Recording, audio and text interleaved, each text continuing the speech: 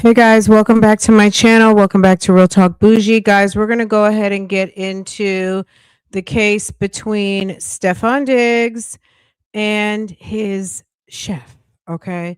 His personal chef accused him of strangulation and an assault over wages, over a financial discrepancy, and there was some sort of an assault that ensued. And this is how it's going. I'm going to go ahead and put myself on mute for obvious reasons. We're going to go ahead and listen, and we're just going to go ahead and get on into it.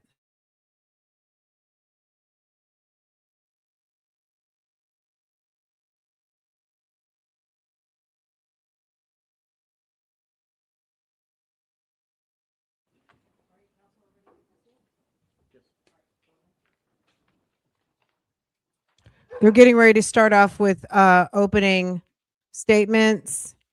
So I'm just going to keep myself on mute.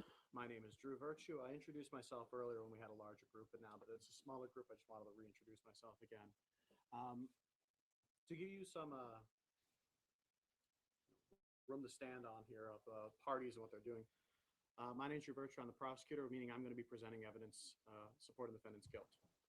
I feel like the sound is a little bit low, so I'm not really sure what the deal is. You probably need to put your volume up now. All right, let me switch over to, I'm going to switch over to Law and Crime. It sounds like their volume is a little higher. All right, let me go over here. My bad, Joe. But this volume, volume is important. Okay.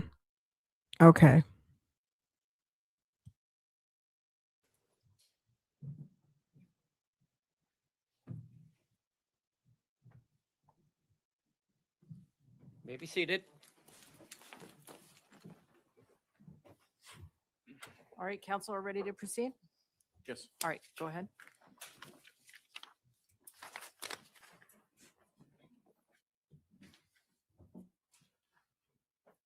Good morning. My name is Drew Virtue. I introduced myself earlier when we had a larger group, but now that it's a smaller group, I just wanted to reintroduce myself again. To give you some room to stand on here of parties and what they're doing. My name is Drew Virtue. I'm the prosecutor, meaning I'm going to be presenting evidence supporting the defendant's guilt. Defense counsel will be representing their client.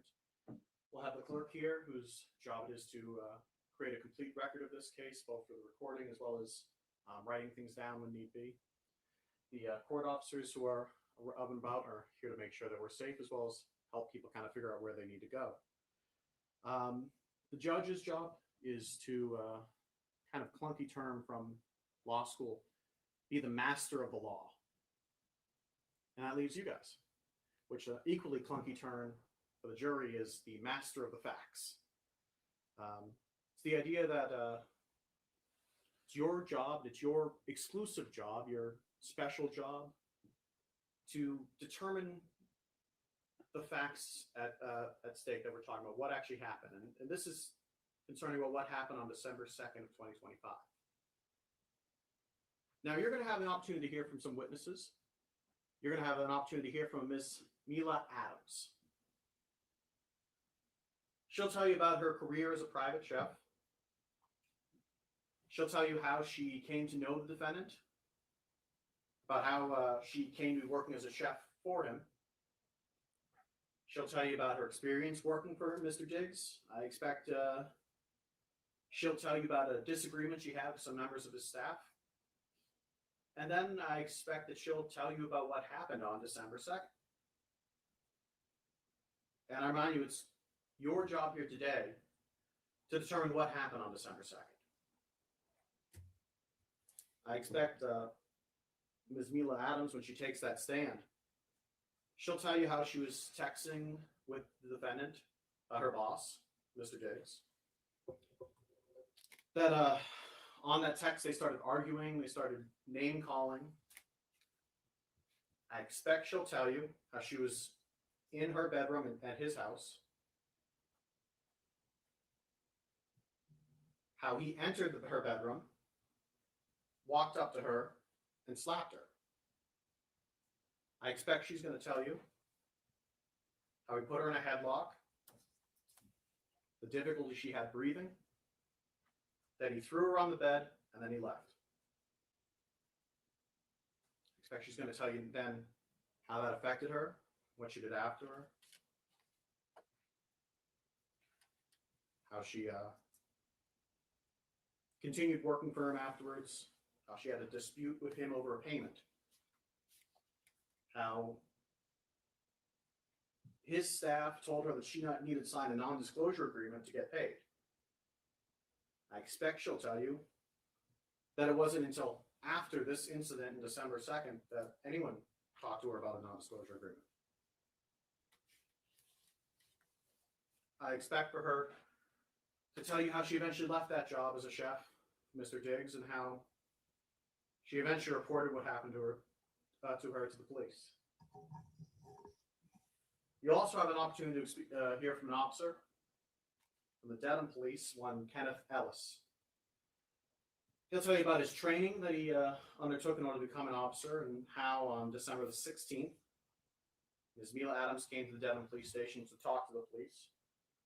He'll be able to tell you a bit about that encounter, what he saw, a little bit about that conversation, and ultimately how he chose to, how charges were filed against Mr. Diggs.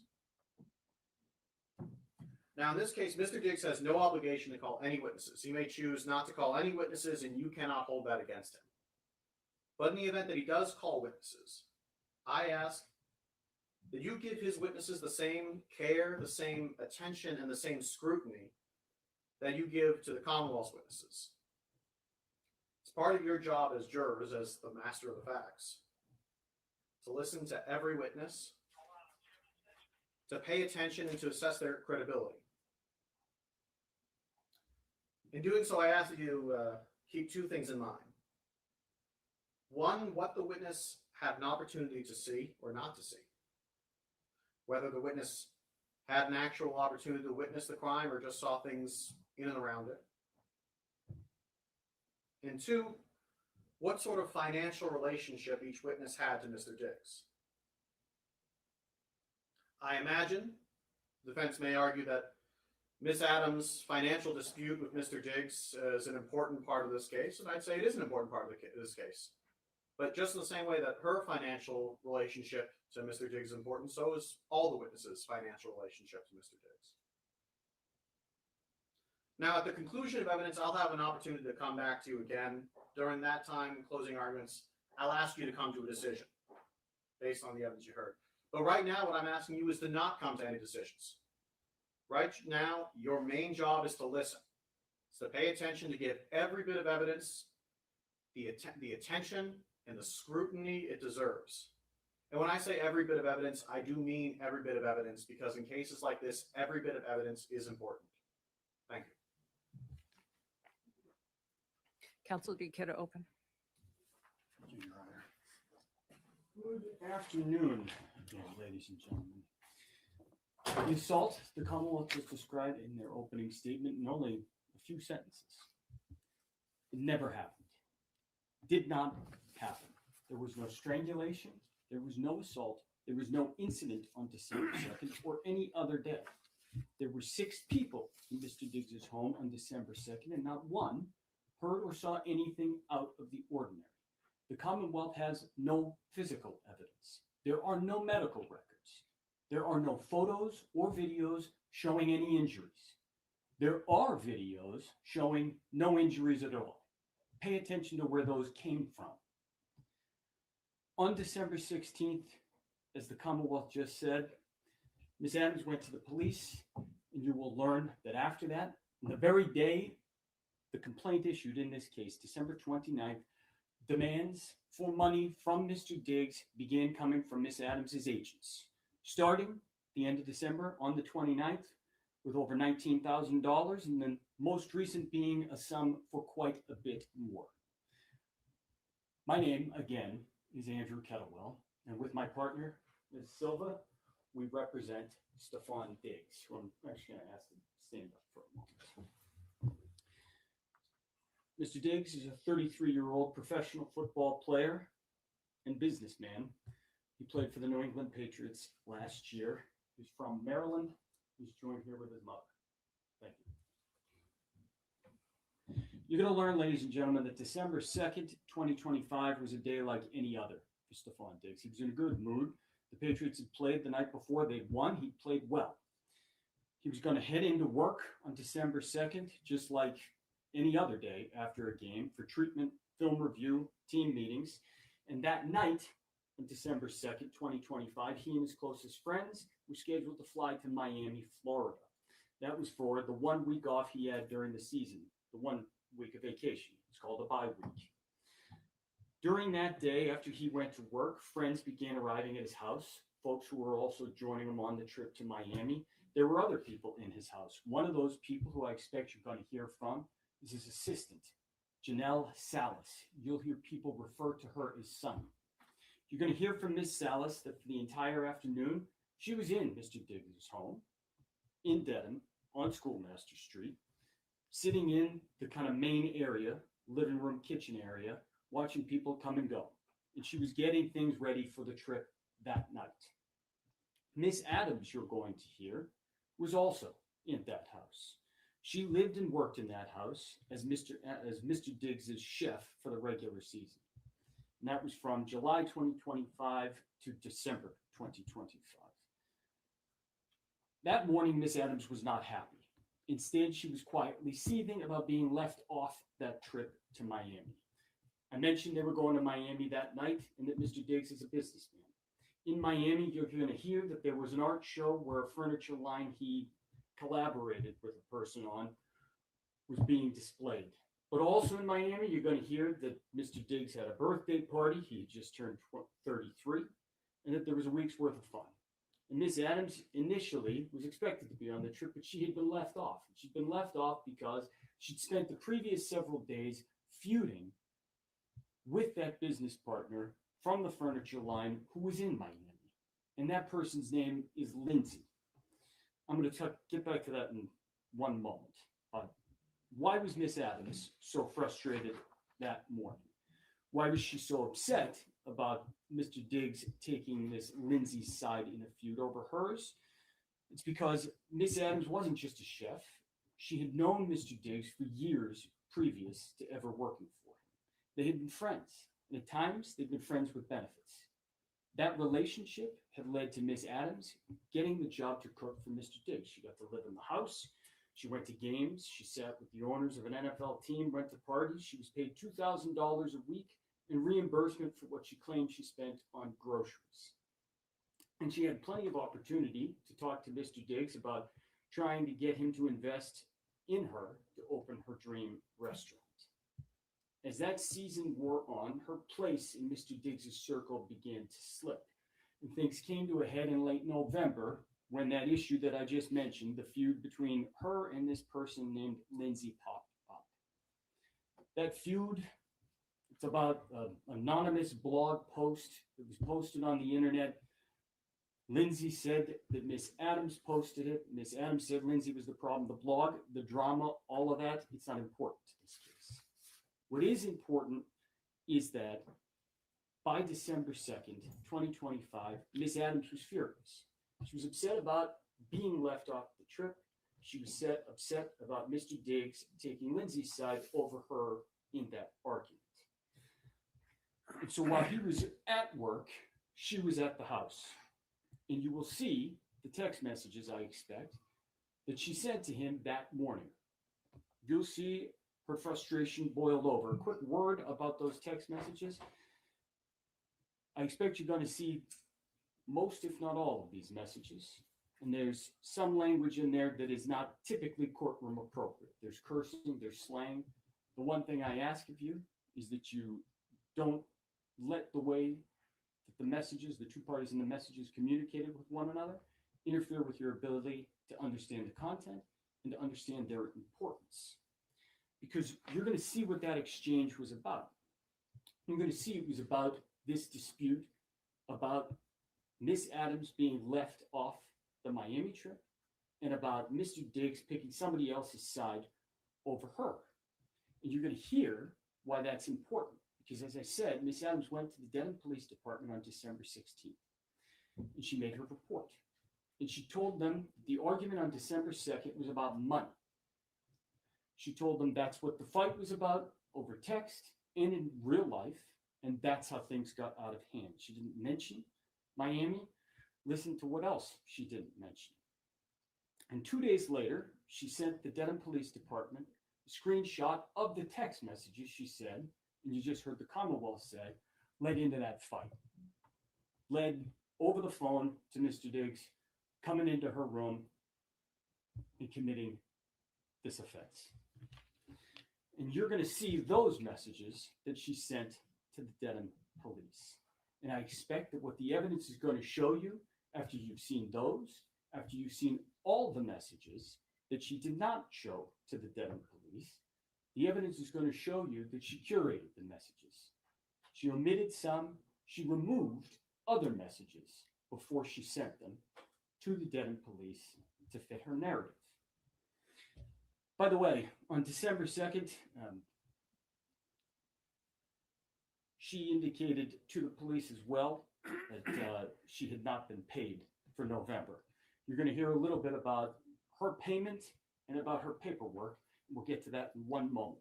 A few of the people who you're going to hear from in this trial, many of them do work or have been associated with Mr. Diggs. Sonny, his assistant, is one of the witnesses you're going to hear from. I indicated to you she was inside the home that day, sitting in the living room, watching people come and go, doing her job like normal. She personally spoke to Miss Adams throughout that day, and she'll tell you what she observed. You're going to hear from other folks who talked or texted with Miss Adams that day as well. You're going to learn that Mr. Diggs had a scheduled day. He was at work in Foxborough, and even after he got back from work, he had a set schedule. He had an IV treatment for 1 hour and a 2-hour massage that followed. Following that, as I said, they were getting on the airplane and they were flying to Miami. As for Miss Adams, what you'll hear is that there was nothing out of the ordinary. She was normal. She cooked dinner for Mr. Diggs on December 2nd.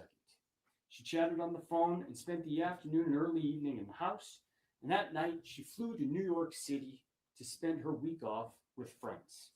I've said normal a few times already in this case. Let me pause and tell you what normal was like in the Diggs house. Mr. Diggs is a highly regarded professional athlete. He owns a clothing line, a furniture line that I've already mentioned, and other businesses. And he's a public figure. He's a coterie of family, friends, and staff around him at all times. Good professional athletes are paid very well in this country, and Mr. Diggs is very good at his job. He has the means to support his friends, family, and staff, and he takes good care of his people. You're going to hear that on December 2nd, he was taking his entire entourage on an airplane down to Miami and putting them up for a week's worth of events and parties, and that wasn't even out of the ordinary. So normal in the Mr. Diggs house is a little bit different from normal in your house or mine. But just like any other person in this country, rich or poor, Mr. Diggs sits here an innocent man. And any preconceptions or feelings you have about athletes, wealth, or anything else, you have to put aside and not let interfere with the oath you just took as jurors. So we've talked about December 2nd because that's the day Miss Adams claimed this incident occurred. You're going to hear about other days as well. You'll hear a little bit, like I said, about that November blog incident because it led up to the text exchange on December 2nd. The text exchange, the Commonwealth just told you, led into this physical assault that Miss Adams claims occurred.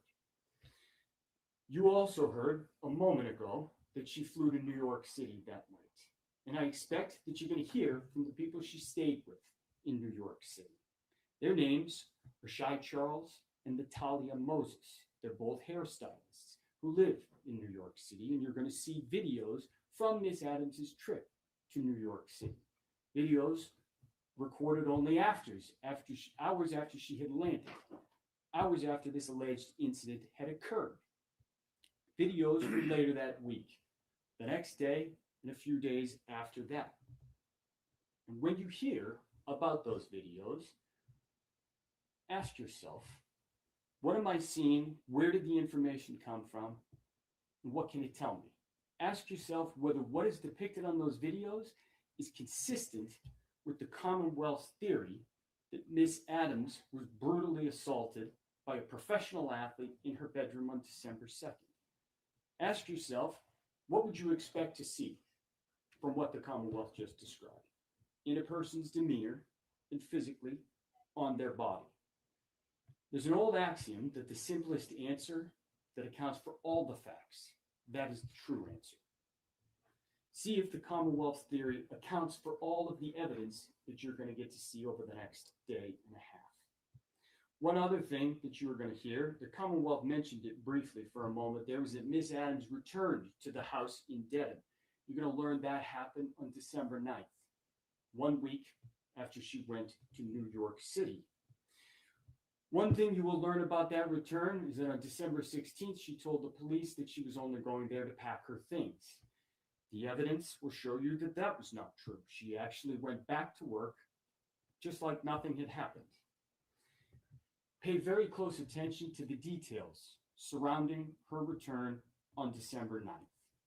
How she got there, what she was doing, what happened after she got back to the house in the middle of the night at about 11:30 p.m.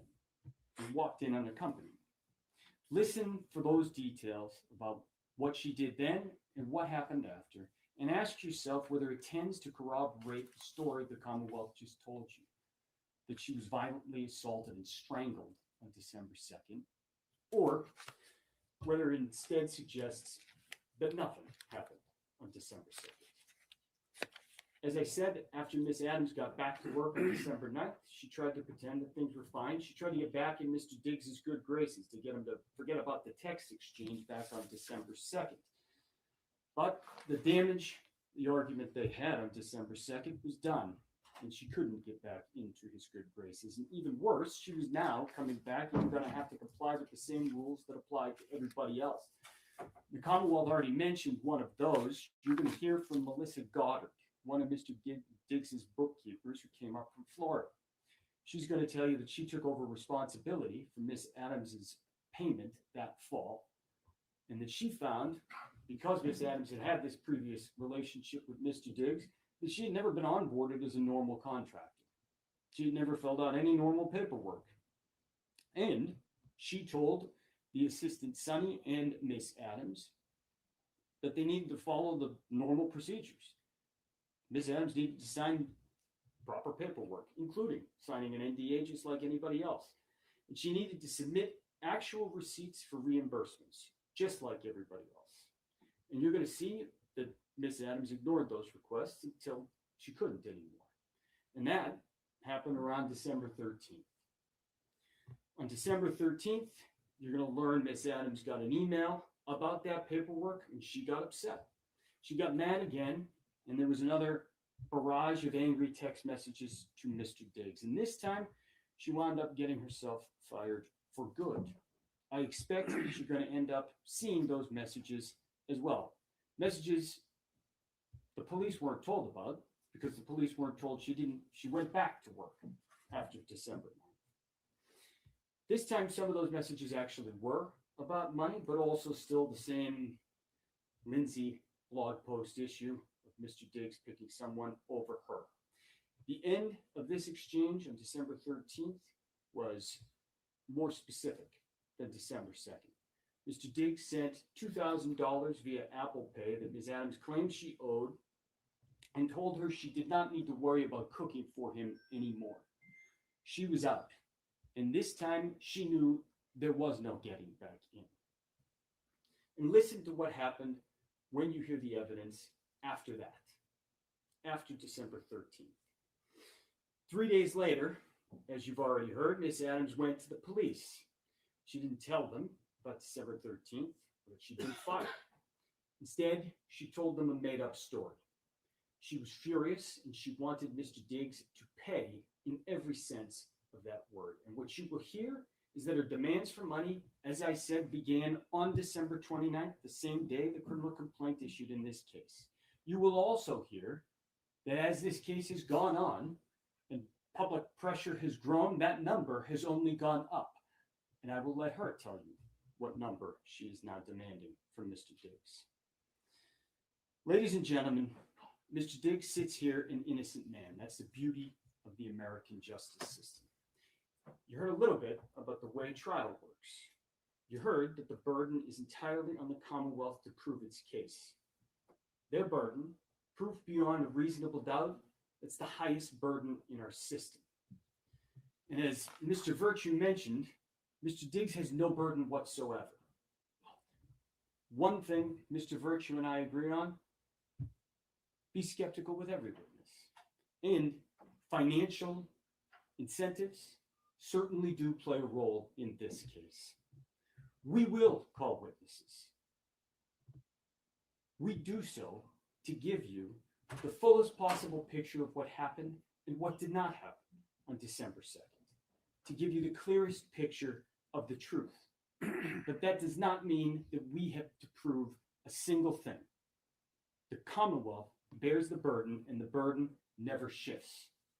That's how our system works. That's the beauty of it. That when an innocent person like Mr. Diggs is charged with a crime they didn't commit, what can they do? They can do this. They look the Commonwealth right in the eye and they say, prove it. And that's exactly what Mr. Diggs has done. That's why you are here, ladies and gentlemen. That's what a trial is. Mr. Diggs has chosen to place his fate in your hands. You, ladies and gentlemen, are the most important part of our system. I thank you, and Mr. Diggs thanks you for being here and for your service. You are the only people who can and who must hold the government to its burden. And the way you do that, it's not fancy. It's by using your common sense, your life experience, tools you use every day of your life to weigh credibility and to make decisions. And our system depends on that. You are the judges of credibility. And so I ask that you listen carefully, that you keep your full attention while you're here, and that you remember that the simplest answer that accounts for all the facts is the true answer. One of the worst things that a person can go through is to be charged with a crime that they didn't commit, especially in a situation like this one, where the charge hinges entirely on the word of a single person, and that person has millions of reasons to lie. So let's have a trial. And at the end of it, at the end of all the evidence, after you have heard it, I'm going to have the opportunity to come back and discuss the evidence as well. And at that time, I'm going to ask you to deliver what I expect will be the only true and just verdict in this case. And I can tell you right now that that will be to find Stefon Diggs not guilty. Thank you. Thank you, counsel.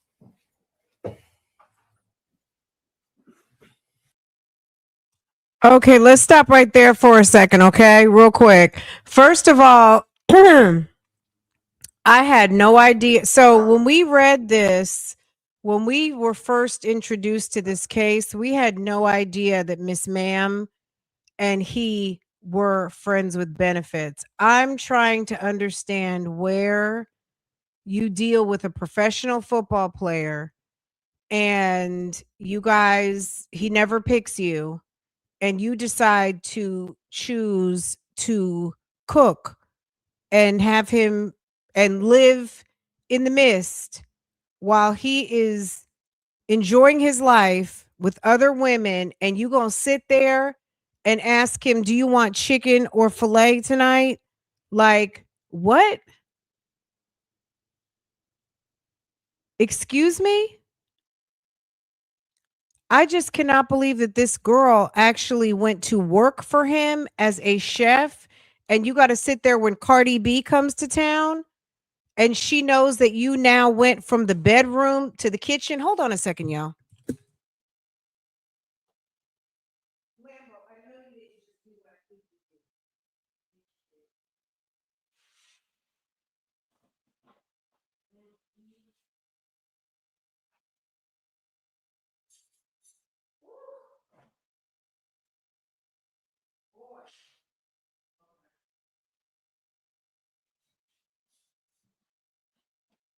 Oh. Y'all, it was my own fault. I'm not even going to tell you what your internet four-legged nephew just did. I'm not even going to talk about it. But yeah, I'm trying to figure out where that happens at, but hey, anyway, she chose to work as a chef, and I guess we're going to hear from her first. Um I I feel like we did not know this bit of information initially. It was weird when we first heard about this case and they said that he went into her bedroom. Now, the fact that they had a personal relationship, um, could I see him potentially assaulting her in that way? It's quite possible. I don't know. I guess we just have to listen to all the evidence. I'm not going to interrupt anymore, but I just wanted to put my 2 cents in since the opening statements. And I guess we're going to hear her full testimony and then we'll figure it out along the way. But yeah. Girl, I can't believe he cut the check. Like, that's crazy to me. And the fact that like, you know what I'm saying? If I was into a guy and he and I, I don't think I'm not me personally, I'm not strong enough and I'm not also weak enough. I'm gonna just say it like that to stand around and watch some guy that I'm really into basically use me for sex and I'm not good enough, but I'm okay enough to sit around and you can cake me off a couple of dollars to do all your meal preps and cook for you and your new girlfriend. Not on your life. Not on your life, your mama life, and anything else that you hold of value. Never. Never. I just can't believe she went for that. That makes me question her a little bit, but I do, since they were in a intimate relationship, I think trying to strangle somebody is one of those things that can happen with people you really don't like. I didn't see him doing that with a stranger, but the fact that they actually had a relationship makes it kind of more plausible. So I don't know. I guess we're gonna have to listen to the evidence. And they said it's gonna be about a day and a half. So okay, let's get it back into it, guys. Your Honor, the Commonwealth call Mila Adams to the stand.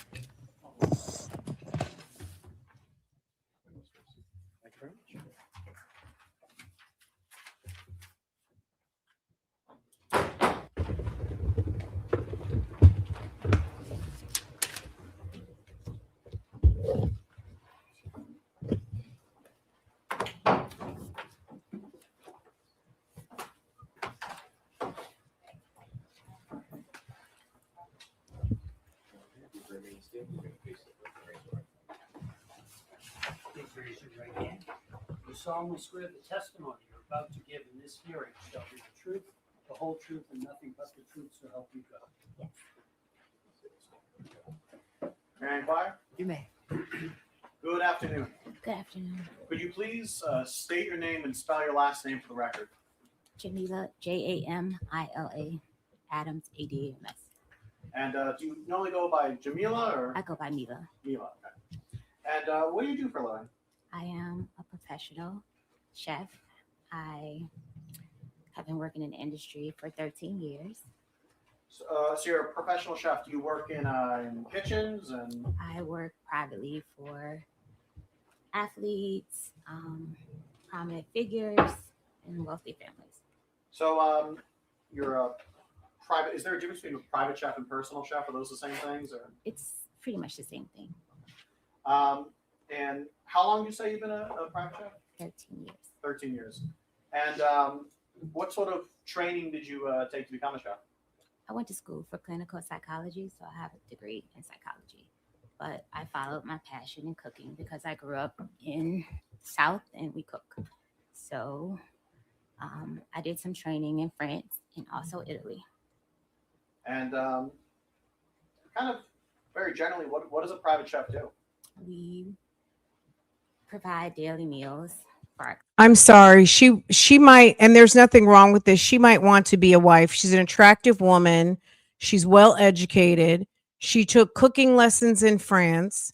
She's been in the, she might want to be an NFL wife. She was probably grooming herself for some type of higher stature wife, and you ended up accepting a chef job.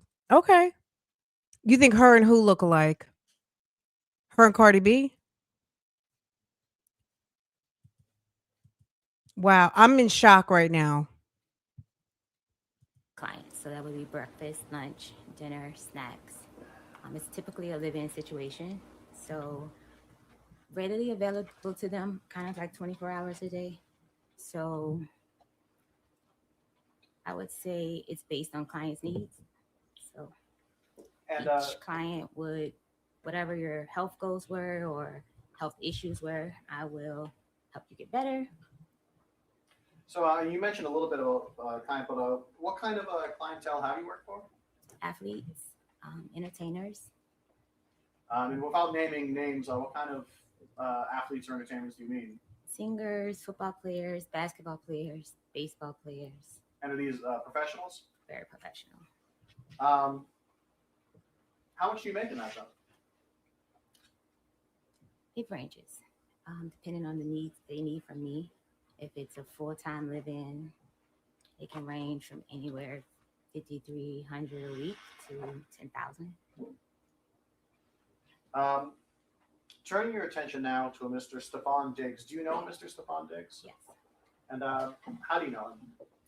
I've known Stefon Diggs for over 4.5 years. And how'd you meet him? We met in December 22 through an Instagram message. He first wanted me to cook for him. And do you see him in the courtroom today? Yes. And could you identify him through? I see you're pointing at someone, but can you describe him just because we have to have everything on the record? You describe him either clothing he's wearing or hairstyle, anything like that? A blue shirt and blue tie and blue suit. Your Honor, may the record reflect that this witness has identified the defendant as Mr. Stefon Diggs? It will reflect the identification of the defendant. Thank you. Over those 4 or so years, how would you characterize your relationship with Mr. Diggs? I would say it's complicated.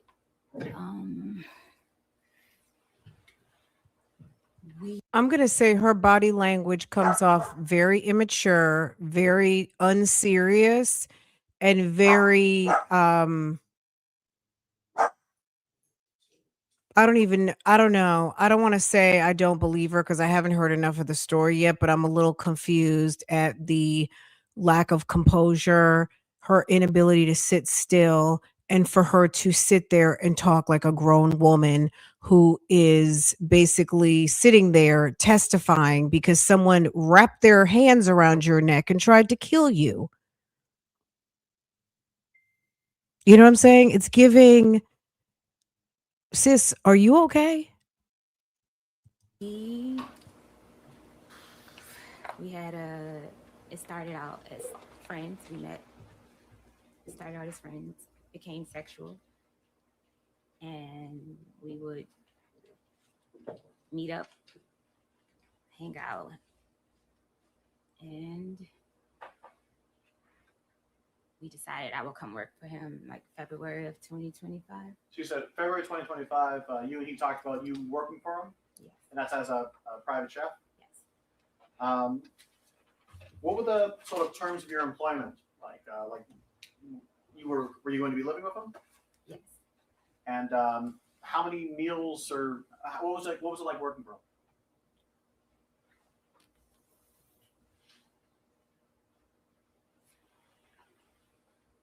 Can you say that again? Yeah, yes.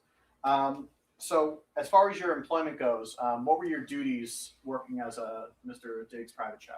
My duties were to make all his meals, his snacks, basically get him healthy. That was the start of our initially hiring me.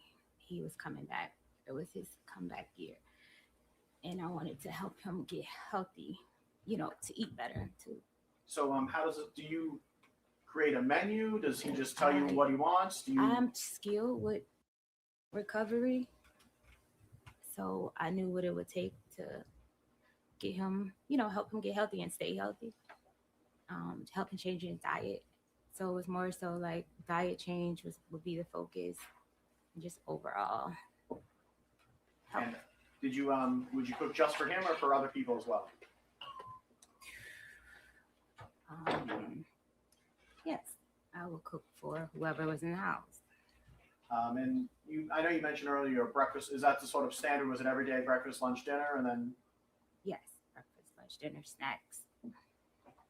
And how much did you get paid for this? We agreed on $2,000 a week. And how did you get paid? Finance office would pay me. So you said that you, while this was staying in his house, right? Yes. Where was this house? 7 Schoolmasters Lane, In what town?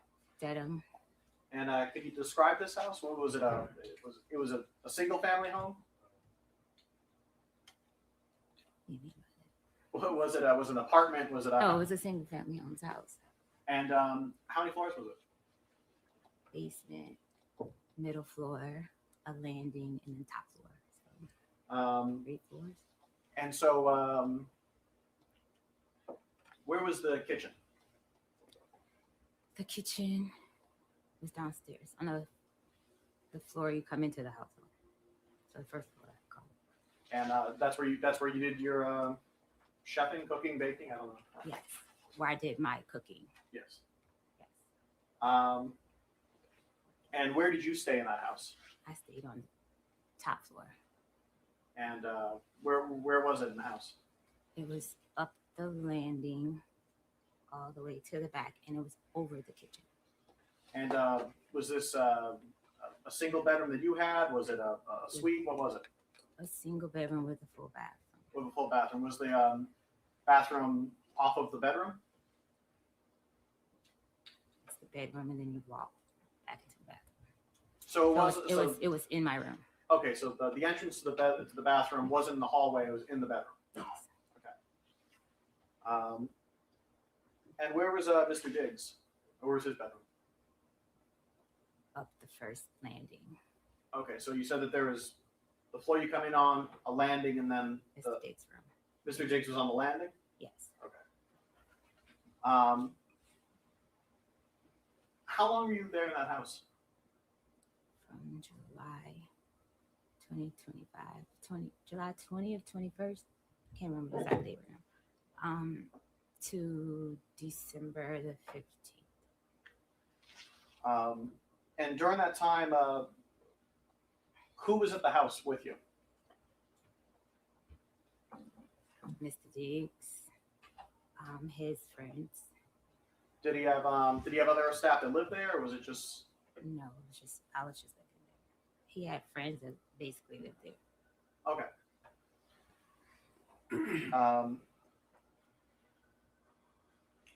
And while you were living there, was it a kind of regular schedule or thing? How did that work? Yes, he gets a different schedule by the week, but it will change by the day sometimes. Sometimes he would have to go in later or earlier. So I will often ask at night what time you have to be at work, so I can have breakfast prepared for him to take.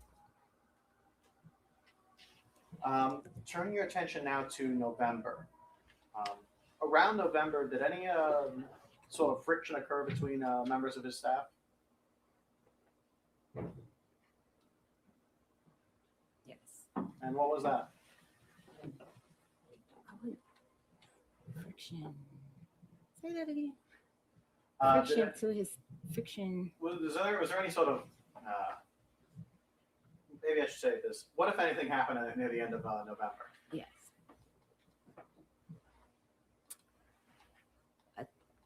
A Instagram DM message was sent to his child's mother's friend, and this message was stating that I was telling his personal business of women that he was sleeping with that worked with us, that worked with me, and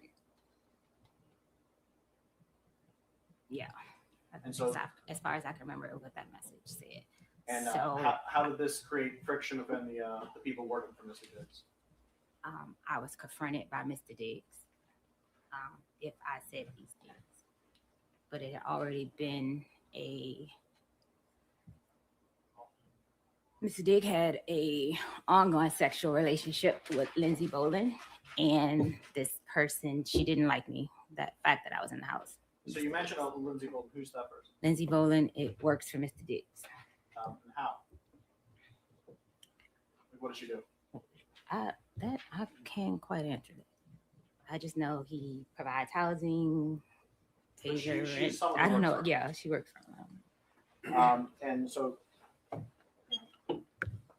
you and Lindsay get into any sort of argument, you mean, or? We didn't get in. We got in an argument after Mr. Diggs confronted me. She sent me a message first, per his instruction, and called me a name. Excuse my language, guys. A bitch, and she just went on and on and on in this message about me. Objection, Your Honor. Maybe we heard it side by. Yeah.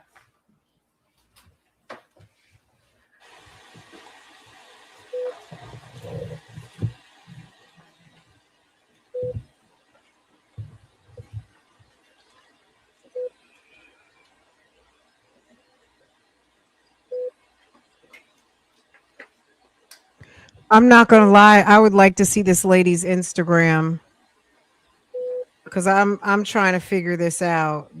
I'm like, what is really going on here? So and then he had a house full of people working for him that he could just have sex with whenever he wanted to. Baby, Stefon better watch out because the feds get him on on the radar. He gonna be sitting there in a jail cell next to Diddy. Okay, because they're gonna call it something and it's not gonna be cute.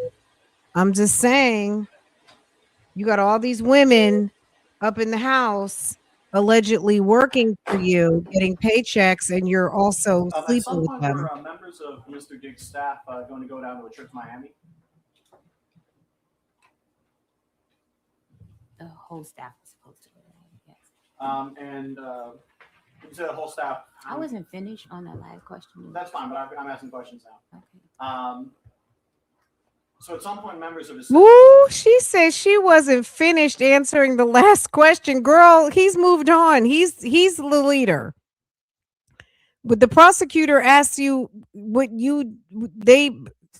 ma'am.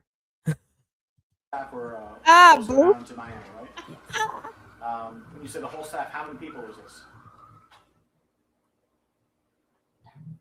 His assistant, myself, and his friends. It was him. And did you end up going down to Miami? No. And why is that?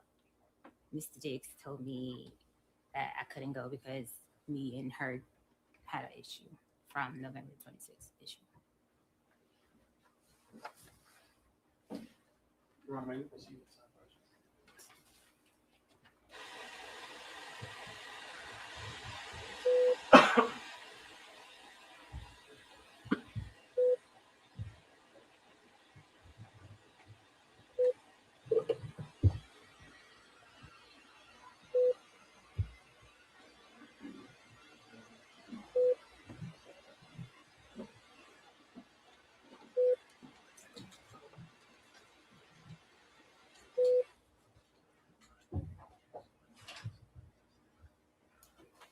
All right, jurors, at this point, we are approaching the luncheon recess, so I am going to release you to the lunch break. We will resume in about an hour, just about 5 to 2. I want to remind you that you are not to discuss this case with anyone, not on social media, not even amongst yourselves, no family, friends, nothing about this case is to be discussed while this matter is still pending. Instructed earlier about that. I want to remind you as well. And you should have your lunch waiting for you. All right, jurors can step down this way, please.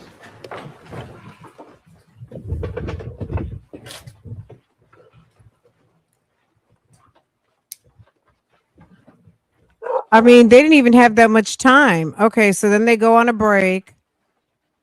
I guess they needed to go ahead and take a break and got kind of tell her, girl, you need to go ahead and get yourself together. And okay, so here we go. I'm going back on mute again, guys. Oh, my bad. Hold on. So they got the jury out. Myself, and defend nothing about this case is to be discussed while this matter is still pending. Instructions were given earlier in the morning about that. I want to remind you as well. And you should have your lunch waiting for you. Okay, they're giving them a jury instruction Juror, about can you lunch. step down That's this it. way, please? Okay. All right. So lunch happened. So this was at 2:00. It's now 4:00. So let's get our time. Ma'am is still on the stand looking like she's sweating. Hold on. Ma'am. Okay, they're getting ready to sit down. Here we go. Girl, this is ghetto already. This is very ghetto. You testify to keep your voice up. All right, we need to make sure that the person in the last row hears you. All right, Yes. thank you. Kamal, go ahead. Thank you, Honor. Who's that? Somebody else he's sleeping with? I'm not trying to be funny. Maybe that's his mother. I don't know. But if I were Cardi B, I mean, which I'm not. I don't know. Cardi B, girl, she's that's a whole nother situation. But oh my God, I would be so embarrassed right now. I would be so embarrassed. That's your man. He's got a bunch of women on his payroll. He slept with everybody, Cardi. He's damn screwing everybody in the house, including you. One's turning down the beds, one's cutting checks, one's making pancakes. Everybody's getting a check. Everybody's got a room. Everybody's on the payroll. He don't break up. He just gives you a job. That's crazy. Ms. Adams, can I now turn your attention towards the date of December 2nd?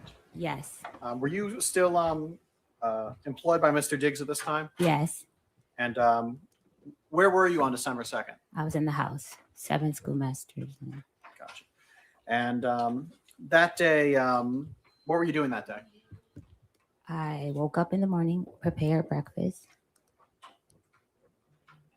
Mr. Diggs came downstairs. He asked me what was I doing for the week. And I asked him, oh, so you weren't going to tell me that I wasn't able to come to Art Basel? And he explained why. And it was because of the situation with me and the other coworker, Lindsay Bolin. And I was upset with him, not upset at the fact I couldn't go to Art Basel. Me and him have a relationship for over 4.5 years. He could have told me weeks ahead of time because me and his girlfriend, Cardi B, we were talking about having like outfits and stuff. It was like a whole thing being planned, and he just waited to the last day. So I was more upset with him. I mean, ma'am, you work for the people. What are you talking about? This woman, I'm sorry, it's giving Latasha Daniels. I'm feeling like glimmers of Latasha Daniels. You're over here sleeping with the man. You're making friends with his new woman. He comes downstairs. He asks you, what are you doing for the week? He probably wanted to know, are we having steak, lobster, shrimp, chicken? What's going on for the week? What's up with my food? What's up with my meal prep? What's on the menu? And you're talking about, oh, so you weren't going to tell me I'm not going to Art Basel? Girl, buy your own ticket. He's not responsible to show you around. You're not one of, you know what I'm saying? Like, girl, you belong, you work in the kitchen, sis. You took a job. What is wrong with you? Want to hang out with Cardi B? That's what you want to do? You want to go hang out with Cardi B? This, ma'am, I don't even understand. Look, let me not judge. I don't want to judge because she's a bad witness, but this is really, he may have actually probably strangled her because it's, you know what I'm saying? Like, he may have actually done it, but I bet you he's going to be found not guilty because she's super uncredible. You know what I'm saying? She's not a credible witness at this point. she's got too much ulterior motive, that doesn't mean that he still didn't strangle her, because he might have. She's quite frustrating. Not that that justifies anything, so don't get me wrong, but I'm just saying I think she's one of these you got me fucked up type, and he might have lost his temper, and he may very well have done something, but she doesn't come off as credible the way she's talking right now. Him not letting me know I wasn't gonna come like at an earlier time. I think he may have done it too, just gut instinct, but Yes. it's giving you wanted to be a sister wife or something, that you wanted to take whatever position you could get. Around when this was? It was in the like around 3 afternoon, 3-ish. When you're in your bedroom by yourself, what if anything were you doing? I was sitting on the bed, laying across the bed. I had my laptop, reading a cookbook actually. And were you communicating with any people at this point? I received a text from Anna, was one of his friends. Did you receive any text or send any text to Mr. Diggs? No, the morning text that was in the morning. We had went back and forth. So you had some previous texts in the morning. Yes. So you're in the bedroom. What happens next? I was in the bedroom. Mr. Diggs came into my room. I was laying across the bed. He came into my room. When you were in the bedroom, was the door closed? Yes, the door was closed. So when he came in, did he open the door? Yes, he opened the door. Did he leave it open after him? No, he closed the door behind him. And you said you were on the bed? Yes, I was laying across the bed. About how far away were you from the door? About 4 or 5 feet, something like that. So he comes in, closes the door behind him. What happens next? He asked me to come here. He walked across the room and like leaned back on the dresser. Okay, and just to give a kind of a sense, where's the dresser in the room in relation to like the door and? Across the room, alongside the bathroom door. Okay, so about how far away from the front door is the dresser? What, 8 feet? I don't know them. A nice amount of feet. Okay, so some amount of distance from it. You said he leans against the dresser. Yes. Are you still on the bed at this point? I'm still on the bed. What happens? He comes in. He looks very angry. He was upset from the text exchange we were having. And in that text exchange, he was calling me bitches, and he was just very upset. But what happened in that room? He came in and he with intent to hurt me. No. What? Not his intent or anything. What actually happened? He was leaning against the dresser. He asked me to get up to come here. I got up off the bed and I came across to him and I stood in front of him, like I stood on the side of him because he was leaning back. I stood on the side of him and he was like, "What was all that shit you was talking?" And then what happened? And I was beginning to say, "You said," and I couldn't finish my statement and he smacked me. So when you say he smacked you, He smacked me with an open hand.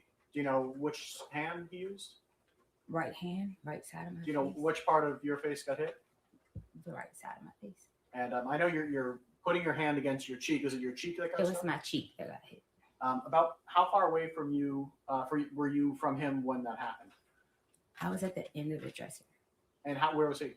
He was in front of me on the other side of the dresser. So about how much space was in between you? Maybe 3 feet, 4 feet. So you said that he I want to use the word. Did you say smack or slap? I don't know what the word was. Smack. So he smacked you, Yeah. and then what happened? I went to try to like block him, like push him like this, like stop him. So again, I see you're pushing your hands out.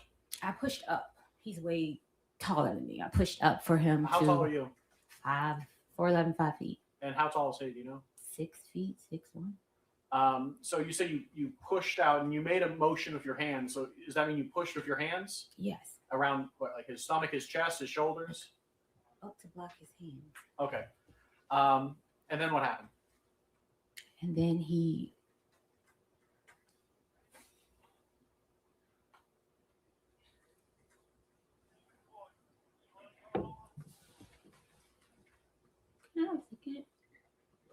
Can I have a second?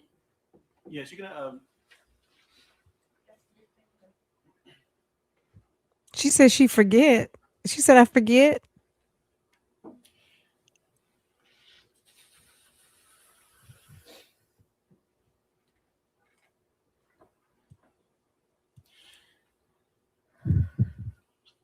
This is what I'm gonna say. This young lady, this woman here, this whole woman put herself in a very bad position. You have a man who was sleeping with you, getting your goodies, and then you decide to become an employee and have to sit there through the pain and the agony of watching him, and then also deluding your mind to think that you could even be friends with Cardi B. Not that Cardi B's too good, but just the new girlfriend. Why would you even do that? Why would you, if you like this guy, he basically says, I want you to come cook for me. So he has you come cook. You guys start sleeping together. You find out that he's sleeping with everybody.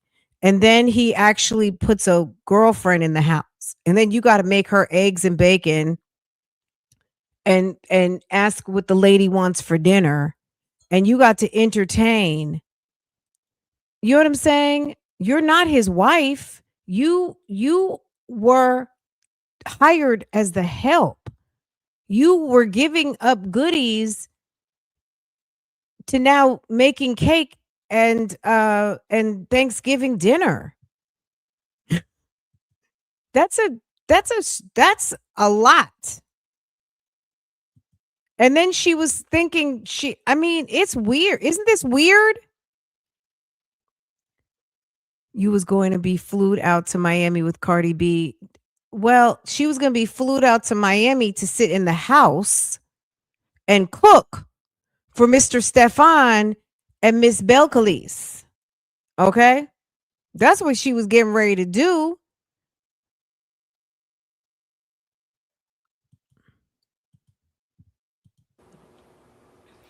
Right. When I went up, And didn't she say she has a degree in clinical psychology? Lady, what's wrong with you? I feel kind of bad for her. I'm not going to lie, but I don't understand how she doesn't understand. She seems like a big girl. Like, isn't she well into her 30s? This is stuff, girl, this is stuff you should have gone through 10 years ago. This is a complicated situation that she should never have found herself in, considering that she is a professional at this. Not to mention, also, she's chosen to be a trained chef. So I'm kind of surprised. She forgot the assignment, and it was to cook. It was to pick your face up. And first of all, it was pick your face up, pack your bag, and go. Should never be make yourself into the help at your boyfriend's house. It is kind of giving very much like 2026 Cinderella. Okay. She made her whole self into like a Cinderella. She got, it's sad. to push his hand, like block him, like block him.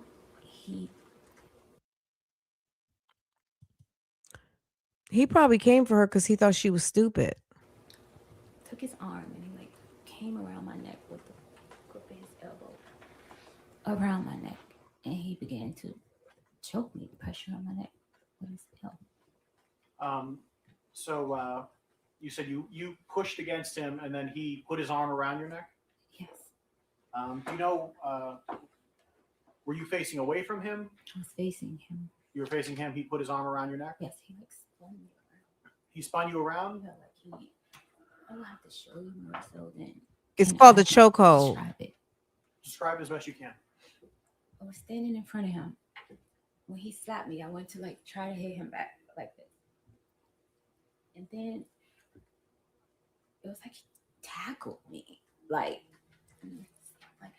got me to try to keep from pushing him or protecting myself. And he put his arm around my neck like this, and he was choking me. So you ended up in a position where his like forearm or bicep was around your neck. Yes. And you said he choked you. What exactly did he put pressure on your neck? Yes, he put pressure. And were you able to breathe? at first, and it kept getting tighter, tighter. So were you able to breathe? No, About how long were you in this position? I would say roughly.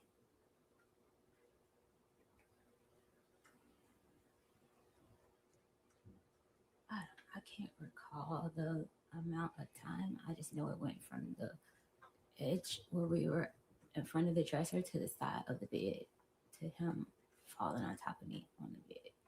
So about how far of a distance is that? About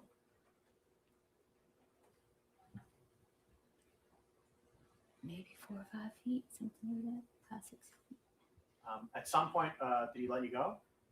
Yeah, he let me go when we got to the side of the bed. I was pushing back. I started to do a move that I saw off of social media. He said to me, "That shit is not gonna work." So you say you tried to do There a was a move. defensive move where you try to put your hands underneath the person that's trying to choke you. It's like something I saw on a women defensive page or something. And he said that shit you see on Instagram is not gonna work. And that's when he got tighter. Like the more I was trying to put his hand, he got tighter. And then what happened? And then I was pushing back.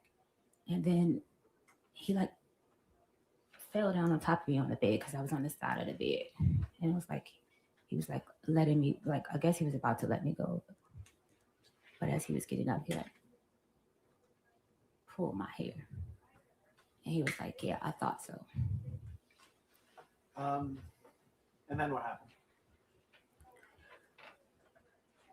He got up off of me, off the bed behind me, and he walked around the bed. I told him I still haven't got paid. He said lies.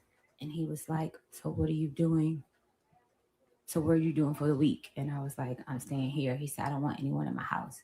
I don't want anyone here." I was like, "Okay, so who's going to get my ticket?" He said, "Who always gets your ticket?" And that's it. He walked out of the room. So from the moment he entered the room to the moment he left, about how much time went by?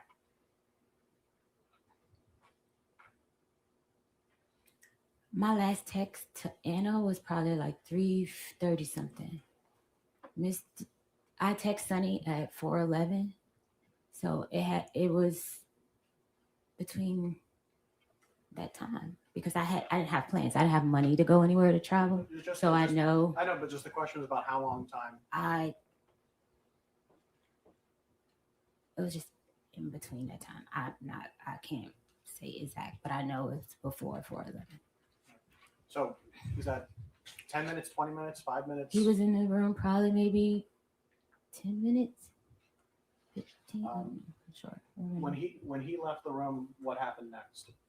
I looked down at my pants. I had peed my pants, and I had just came off my cycle, and I was bleeding really bad again. I guess because I was so scared, I changed my pants and I cleaned up myself, and I came back in the room, and that's when I text Sunny to get my flight. And where was that flight to? Atlanta.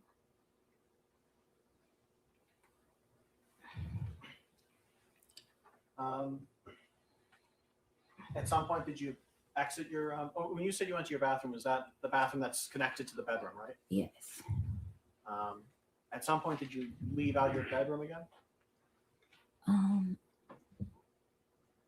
I didn't leave out my bedroom till later in the afternoon.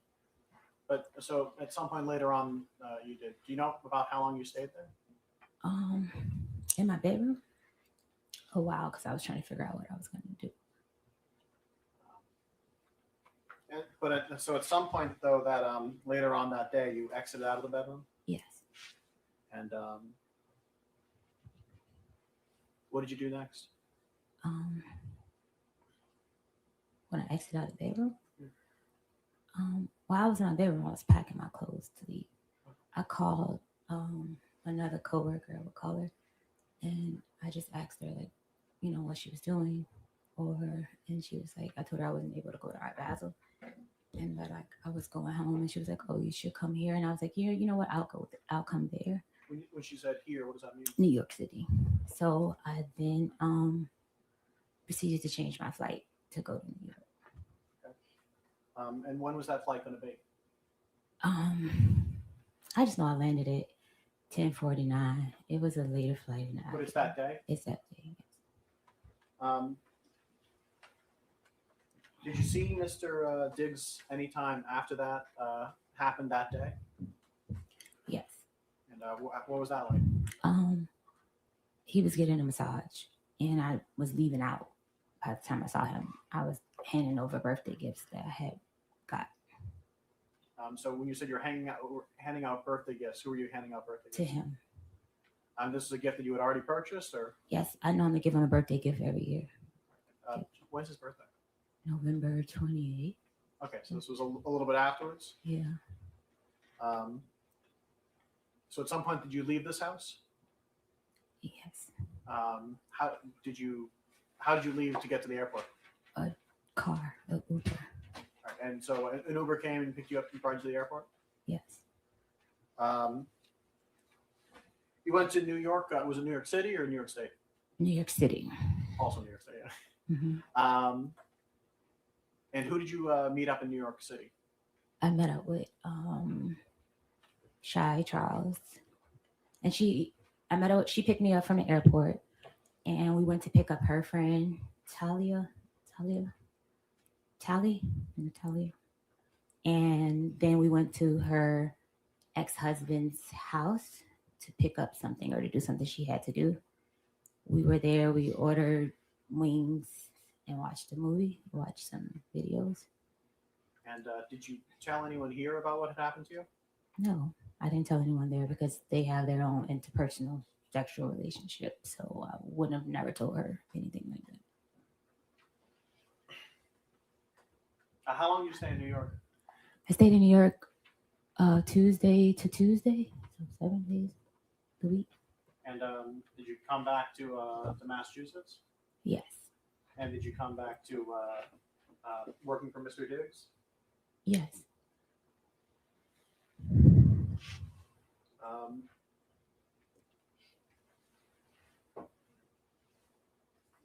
At some point, and I know this was a little bit before, maybe a little bit afterwards, but at some point, were you talking to Mr. Diggs about money you felt he owed you? It was past wages. Okay. Yes. When did you first start? When did you first bring that up with him? During the week of our pass. I want to say like maybe the 5th or 6th. Of December? Yes. Okay. And so you felt that he owed you some money from wages that weren't paid. Is that what you're saying? I wasn't paid for the time of the month. Like I hadn't been paid for the weeks that I put in at that time.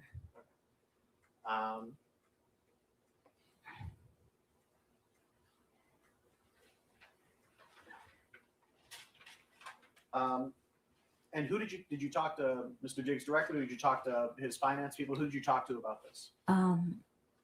It was a chain of command. Like I would talk to his assistant, but his assistant was under investigation for stealing watches and money. So I don't know if my Judge things. to sustain that portion of the answer will be stricken from the record, and the jurors will disregard it, given no consideration to your deliberation. Please answer the question asked. Commonwealth, next question. Thank you, Your Honor. At some point, did someone from Mr. Diggs bring up the non-disclosure agreement? Yes, Mr. Diggs likes to abuse people and try to hide his abuse. That objection is sustained. That portion of the witness's answer will be stricken, and the jurors will disregard it during your deliberations. You are given no consideration and do not give reason. Next question. At some point, were you given some information about a non-disclosure agreement by someone who worked for Mr. Diggs? Yes, And when was this? a couple days after the assault.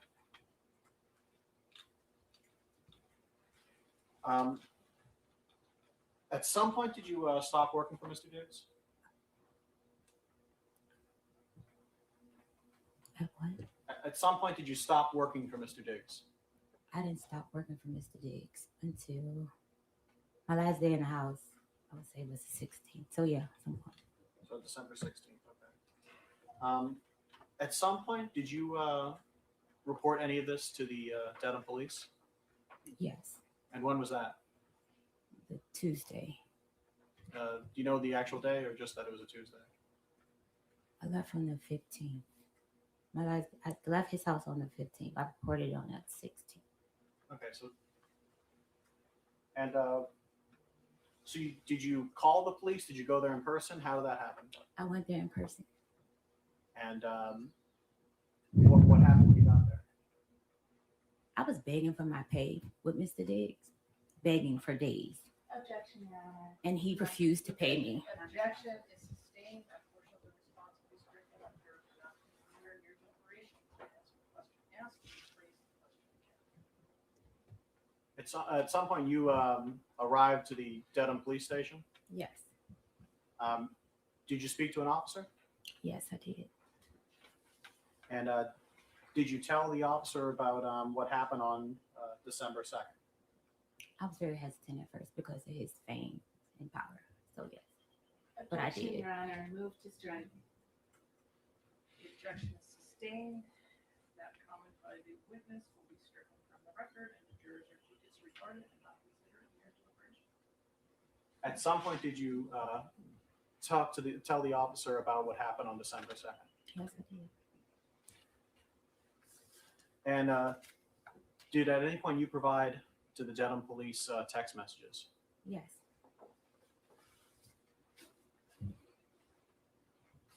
Your Honor, may I approach?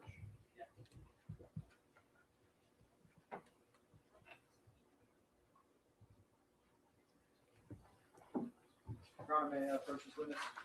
Approaching of what was previously marked as Exhibit 1, I'm placing something in front of you. If you could take a look at that, and when you're done looking at that, look back up at me.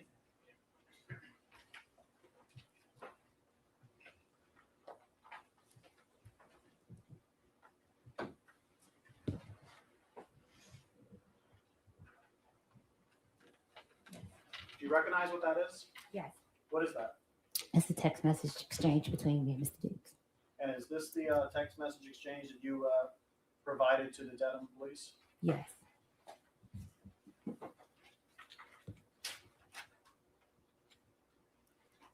I deleted messages because making a report to the police in my previous abusive relationship, Objection, Me- Your Honor. Stay, Sam. Stop. That part of the answer is stricken from the record. Jurors will disregard it. Now, please answer the question that is put to you. And if you don't understand it, you can have it restated for you. Counsel at sidebar.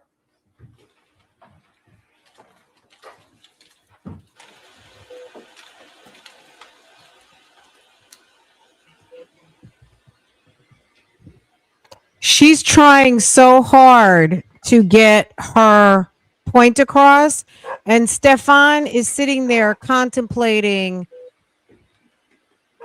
on how he could be so stupid all this time. Like all of this, sir, it's all going to come back to you. All the moves, all your messiness and all your bad behavior, it's all coming back. That's why you're sitting in the courtroom now. This is all you. Like, you're the common denominator in this, sir. You made this happen. You should have just paid the lady her money. You should have just cut her a check and paid her what you owed her or what she said you owed her, and you wouldn't even be here right now. You might still have your job. You might have still had your job.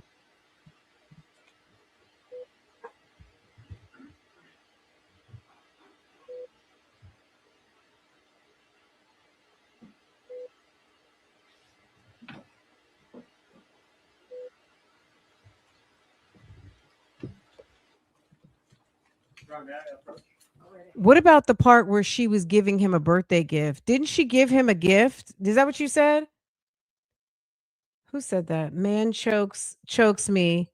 Give him a gift. Yeah. She's over there giving him a birthday gift. Sis. Sis.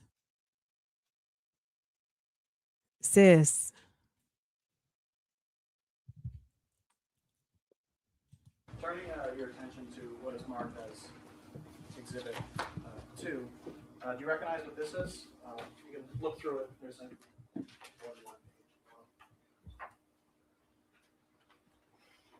One minute. I recognize it, but the messages is cut off. There's a I believe 3 pages to this. 4 pages rather.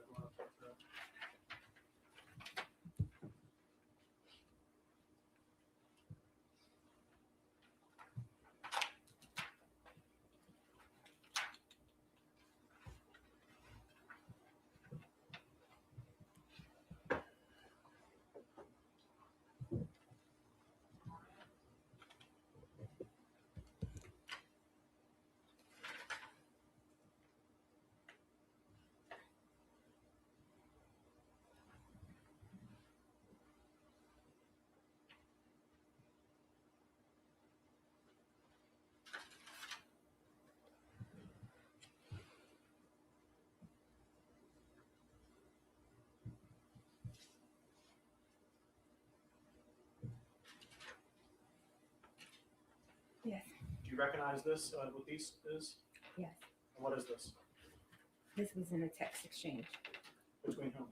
between me and Mr. Diggs. And when was this text exchange from? The morning into the noon, 12:02. Of December 2nd? Yes. Is there a difference between the text messages that you provided to the Dedham police and the text messages that are here? Yes. And what is that difference? I deleted bet and pussy, and I'm ruining that bitch life. Not mistaken. Yeah. And why did you delete those phrases when you provided those text messages to the Dedham police? Because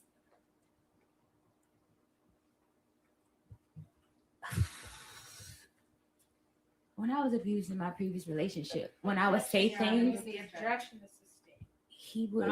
The objection is sustained, there's no question. There again, the jurors will disregard it. Sidebar.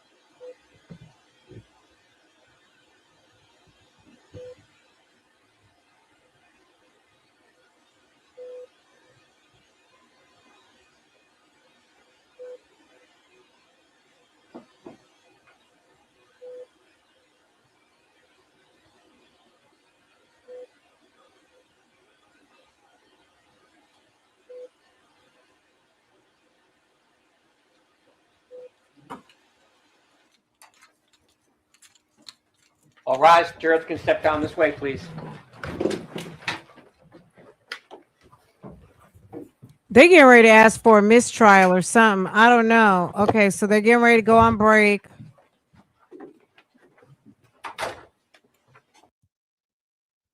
Ma'am, could you stay focused, please?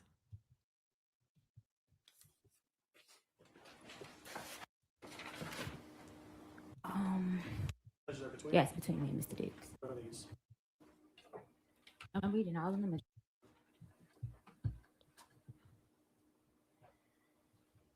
I'm reading all of them. May be seated.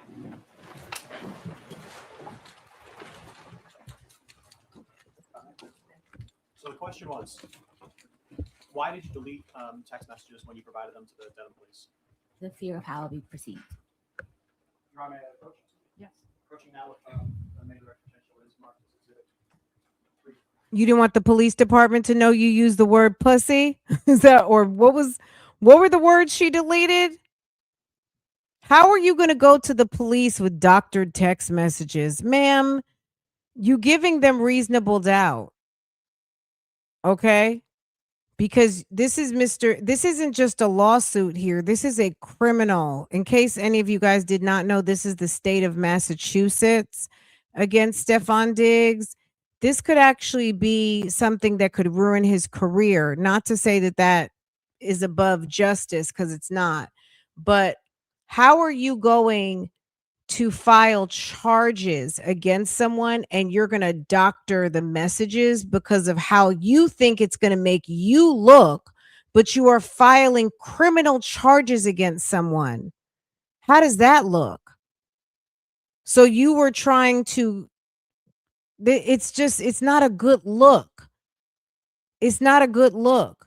If the man choked you out, let us figure out that he choked you out on the strength of real evidence.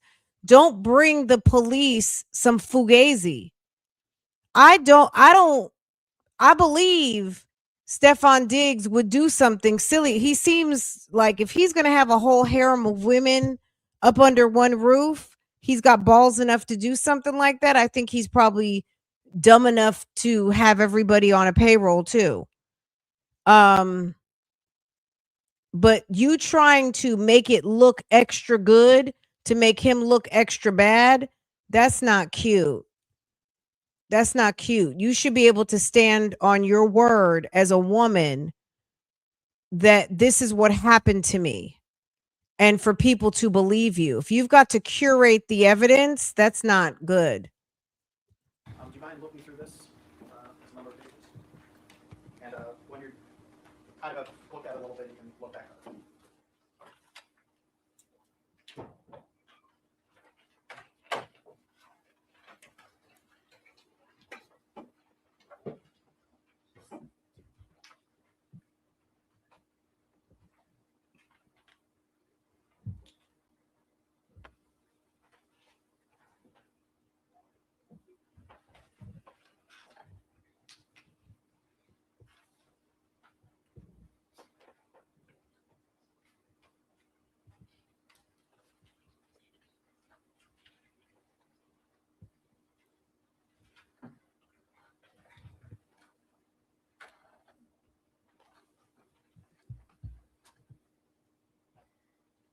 I'm reading all of them or just that first page?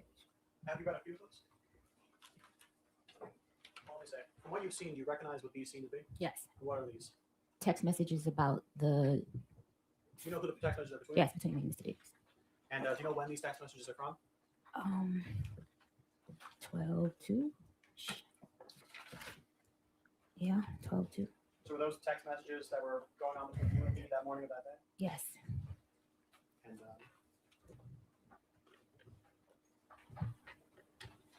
if I can ask you to maybe go to the third last page on this. In this whole thing? Of this section. May I approach and Yes.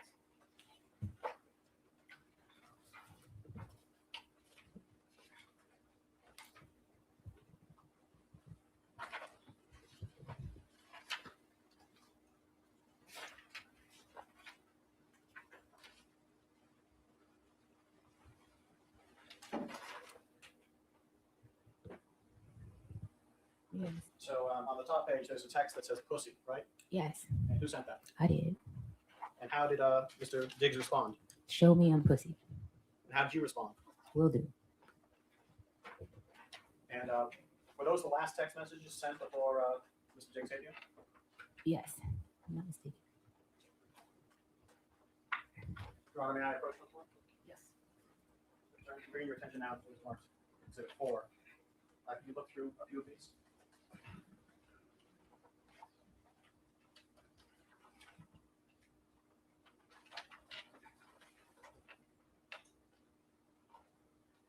Do you recognize what these are? Yes, And what are these? these are messages that I sent him asking to be paid. And do you know when around these were from? It was a couple of days after. They were in Art Basel. 12/5 it says. Yeah, I know. I was begging for my money for a while.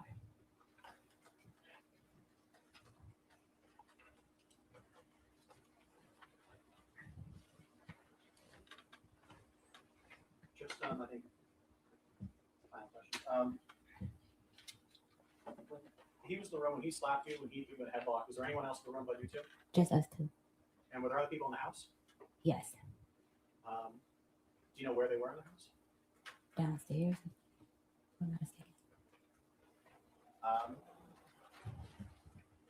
And you said you went to New York. You met with a Shy. Is it Shy? Yeah, How did you know Shy Charles? she works for him. Okay, so She braids his hair.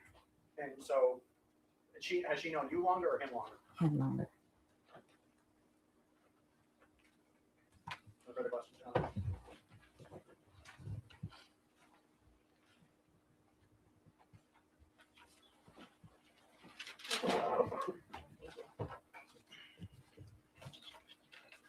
Ms. Adams, today is not the first day you've told the story of what you say happened on December 2nd, true? True.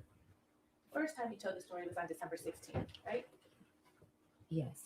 And that was to Officer Ellis of the Dedham Police Department, right? And you sat with Officer Ellis, right? Yes. And you told him your story, Yes. and he took notes of what you were saying, Yes. because what you were saying was important to issuing a criminal complaint, right? Objection. I don't know what a criminal complaint is. I was Well- making a report. I don't know. You were making a report to the police Yes. about what you said was a violent assault, correct? Yes. And your purpose in making a report to the police about a violent assault was to start a criminal case. No.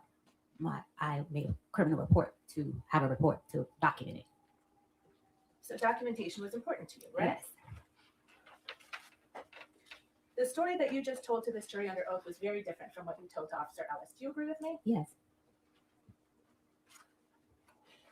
What you said to Officer Ellis when you reported this crime, this so-called crime, is that you had been having an ongoing text exchange over money owed to you. Yes. You told the police officer who filed the criminal complaint in this case, based on your word, that your fight with Mr. Diggs on December 2nd was over money. True? Yes. Except you just testified under oath to this jury that you didn't start talking about money until December 5th, right? What did you say? You just testified under oath to this jury. I have been begging for my money since December the 5th. Mr. Diggs, throughout those messages, you can see that I was begging for my money since that day. Which message? Are you talking about Exhibit 3 that you just looked at? It's other messages that you guys should have me begging for my money from Mr. Diggs. Ms. Adams, Yes. do you recall testifying under oath to this jury that your fight on December 2nd was about Lindsay, your anger at Lindsay, and you being told you couldn't go on the Miami trip? My anger was at Stefon. I never said my anger was at Lindsay. You were angry at Stefon on December 2nd Yes. because you were told you couldn't go on I was Miami. angry at Stefon because we were friends. He told me at the last minute I could not go to Art Basel.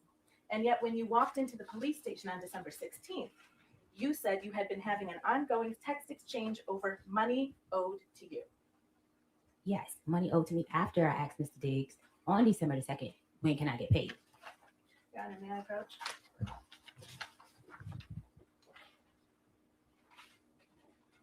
Your Honor, will you see that sidebar?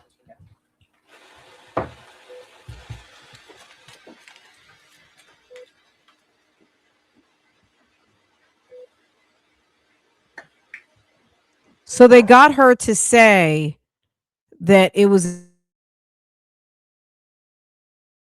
So they got her to say that it was important to her to that she wanted documentation of this event. It was less important to her to start criminal charges in her mind as it was important that she document this set of events.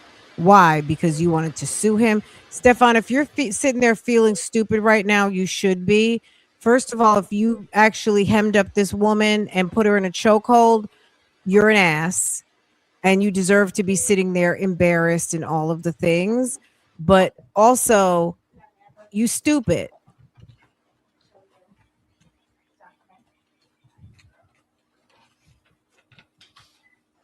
Do you recognize that document that I've shown you as the police report that was prepared based on your statements on December 16th? Yes, You've seen this report before. yes, I read it. And you see on the report where it says, she said that on this date, the male that she worked for entered her unlocked bedroom. They had been having an ongoing text exchange over money owed to Adams. She said that they began to discuss this, which apparently angered the male. I did There's no not. question pending yet. Do you see that language? Yeah. Did you say that to police officer Ellis on December 16th?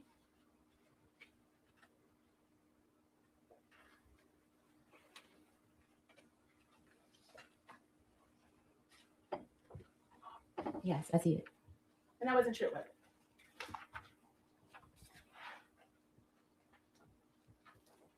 To my recollection, it was true. We did discuss money.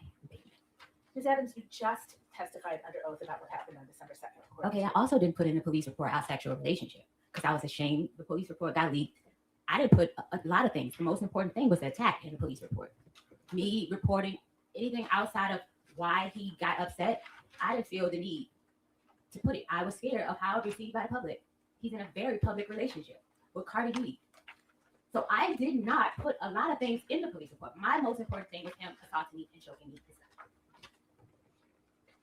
So that was the most important thing that I put in the police report. I was very vague. I didn't feel the need that I had to go and explain the relationship. When you were asked questions, you actually gave I all didn't the answer. feel- You must wait until I finish the question. Wait until counsel answers the question. Answer it, and you'll understand it after the. Because you didn't feel it was important. When you were asked questions about what happened on December 2nd, you lied. It did not change what happened on December 2nd. I'm It gonna did try not my change question. what happened on December 2nd. He choked and slapped me. Ms. Adams, I'm going to try my question again. Because you didn't think it was important. When you asked the questions of Dedham Police Officer Ellis on December 16th, you lied. I did not lie. I just did not expand on detail on the relationship I had with Mr. Diggs. I didn't feel that that was important. The sexual relationship, I didn't feel like that was important. I didn't feel it was important that he was upset because I told him I was not in love with him like those other women. I was ashamed of being with him. I didn't feel the need to explain that to the police officer. Ms. Adams, please answer the question. And ask me the next question. Under oath, on December 2nd, when you claim Mr. Diggs walked into your room, you had not been having a text exchange fight over money. The last text exchange fight was over money. The last text exchange was me saying, you need to pay me out for the rest of the season. I'm out of your life. Give me the money for my business in that order. That was the last text exchange. His response to me, Well, ma'am, before we get to his response, why don't we get you to will what be you paying were me out for responding the to? season and the money you said you would give me for my business. Wasted my, excuse my language, fucking time being here because you have a, excuse my language again, fucking circus going on. I am out of your life. I am ruining that bitch life. All right, Ms. Adams, you're going to listen to counsel's question. You're going to answer that question, and then you're going to wait for the next question. This is not an opportunity for you just to say whatever comes to mind. Okay, All right, it is to be responsive to the question presented. okay. Next question. Thank you, Anna. That response that you just read, that was actually a response to something Steph wrote to you, right? That was a text exchange over Yes or money. no question now. What was your question? What you just read into the record, that was a response to a text message that Steph sent to you, correct? Yes. And in that request, in that message that Steph sent to you, you understood you were getting fired, right? No. What Steph wrote to you is, "I'm gonna leave you be. Thank you for cooking for me for this season. I appreciate you. Hate it even got to this, but oh well." Right? Yes. And you understood when you received that he was telling you you were not going to be cooking for him anymore. No. You didn't understand that. No. And that's why you responded with, "You will be paying me out this season and the money you owe me." No. Because you knew you were about to lose your job, right? I was not about to lose my job. You didn't understand, "I'm gonna leave you be. Thank you for cooking for me this season. I appreciate you. Hate it even got like this," as a sign that you were about to lose your job. No. In any event, you didn't tell Officer Ellis on December 16th when you reported this assault any of that, The last text message was about money. The last back and forth text messages was about money. Money he owed me for not finishing out the contract, and money he owed me that he said that he would invest in my business. So I took a lower pay because Stefon Your agreed Honor, they have that witness instruction. I will have chance to work on my business by working with him. Ms. Adams, there's no question in front of you right now. And again, this answer the question put to you is not an opportunity for you just to end with your story. You told other falsehoods to Officer Ellis, didn't you?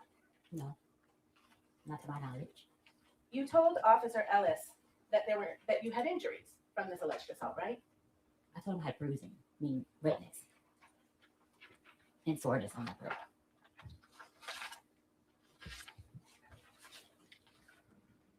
You told him you had bruising on your neck, right? It was like red. It wasn't like purple bruises. On the incident report, pull that up. You didn't have any injuries when you walked into the police office on December 16th, did you? No, because that happened on December 2nd. So any injuries that you would have had, you had a reason for why they weren't there, right? It happened, it faded. The fading went away the night. And did you take any pictures of your injuries? I was in shock. The first thing was not to take pictures. It was to get it together.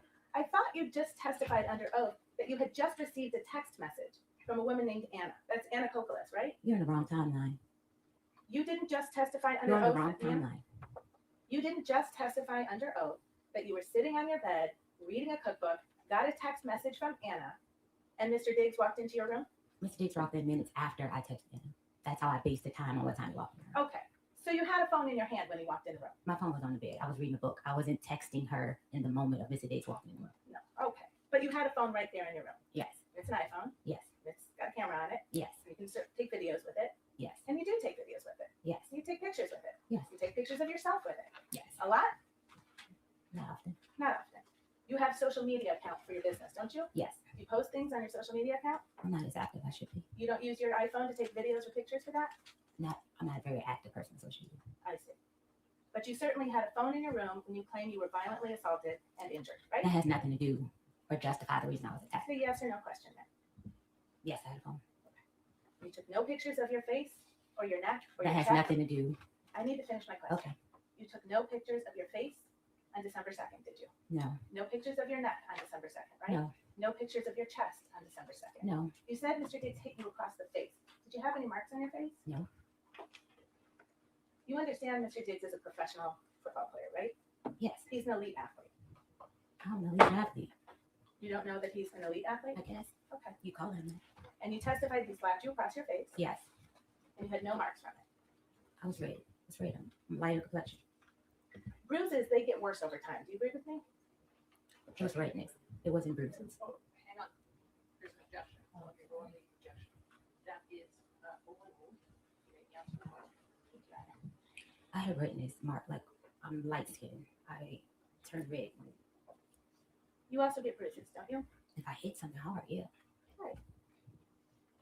And bruises get worse over time, right? Okay. I'm not Do they? sure. I'm not sure. I don't get bruises a lot. I don't recall.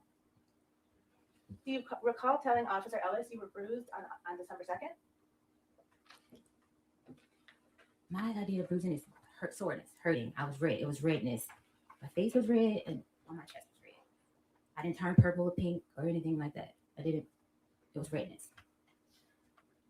Because you didn't have any injuries when you walked into the police station on December 16th, Officer Ellis actually sent you a form to fill out to describe the injuries that you said you had on December 2nd, right? Yes.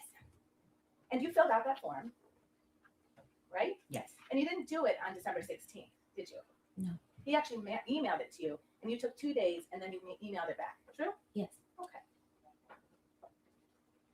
And on that form, you put that your chest and throat were very sore for days after, right? Yes. And you put that you had redness, tenderness, pain, and bruising on your neck, right? Like I said, bruising for me is redness. It was sore. It was redness. Well, you filled out. Faded away and literally like maybe by the next day, if earlier than that. Ms. Adams, when did you learn that the defense had provided videos of you to the Commonwealth? Maybe yesterday or Friday, I think. Sometime last week when I spoke with Drew. So last Thursday, you met with Mr. Virtue to prepare for your testimony, right? Yes. And you met with your lawyer as well, right? Yes.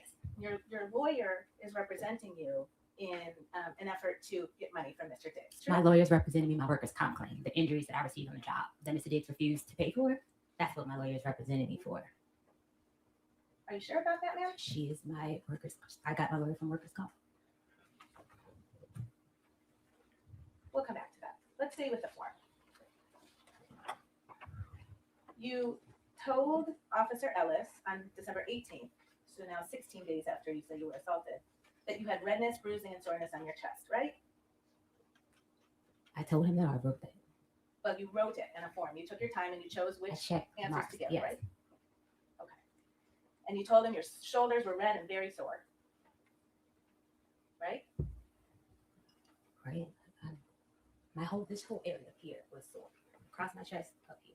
And you told him your whole body was sore, actually, didn't you? It was. You told him it was difficult for you to sleep. I was very upset. And I think you testified today that Steph supposedly put his forearm around your neck, Steph did put his forearm on it. not his hand. No. Okay. But you told Officer Ellis he used his hand, didn't you? I think I used this. This is the crook of his elbow. That is in rubber. Do you want a minute, Coach?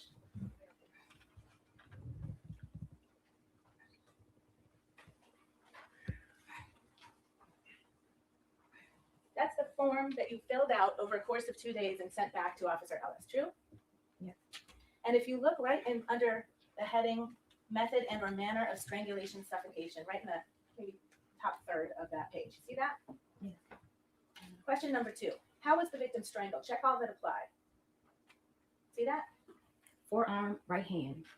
You told him you were strangled with his right hand, The true? forearm, right hand. That is what's checked. Okay, but you just testified under oath it was only his forearm. This is the right side. I'm little. Everything went across my neck. So So you were, that is what I meant by forearm, right hand was his whole right side. Right hand was the smack and forearm was the choke. How was the victim strangled? That was right hand meant smack, but his whole right arm was across my chest. you also estimated the level of pressure that the suspect used during strangulation. Do you remember doing that? Yes. I peed myself and I came back on my cycle really heavily. So that was So a it yes was or no question hard. there. You gave it a yes. You remember doing that, right? Yes. And you had a choice. Low is a 1 and 10 is a high. See that? Yes. What'd you pick? 10. 10. Yes. You said Mr. Diggs is 6 feet tall. He's actually 6'2", right? I don't know. You don't know how tall he is. You've known him for 4.5 years. I don't know. He's taller than me. Way taller than me. Okay. And you know he lifts weights every day, right? He takes hits from 300-pound men, right? For his job. True? I guess. Do you know that? No, I don't know what his role is. And I thought he ran the ball. I don't know people. I'm not sure what he does. How many games that Steph Diggs has played in have you attended? I don't know football. I don't watch it to know what's what. I've attended a couple games. The question was, how many of Stefon Diggs' games have you gone to and watched? Gone to maybe 4. And you don't know that he gets tackled in that game? I don't watch it, honestly. I'm just there for the vibes. I don't really know what be going on in football. I don't know the rules. I think you will agree with me, that if Stefon Diggs used 10 out of 10 force on your neck, It was You 10 were- for me. For my little body and what I couldn't breathe, it was a 10 for me. the question was, estimate the level of pressure that the suspect used during strangulation. It felt a 10 to me. I could not breathe. So you chose to answer a different question than the one you were asked. This questionnaire is about me. Why wouldn't I answer it about me? This is not a questionnaire that's a united, I don't know how to say it, a global, this is about me. This is what happened to me. Okay. But you will agree with me, hypothetically speaking, if Stefon Diggs used 10 out of 10 strength to choke someone, anyone, that person would have bruises on their neck. I will not agree. You will agree that if Stefon Diggs used 10 out of 10 force to choke you, you would have bruises on your neck.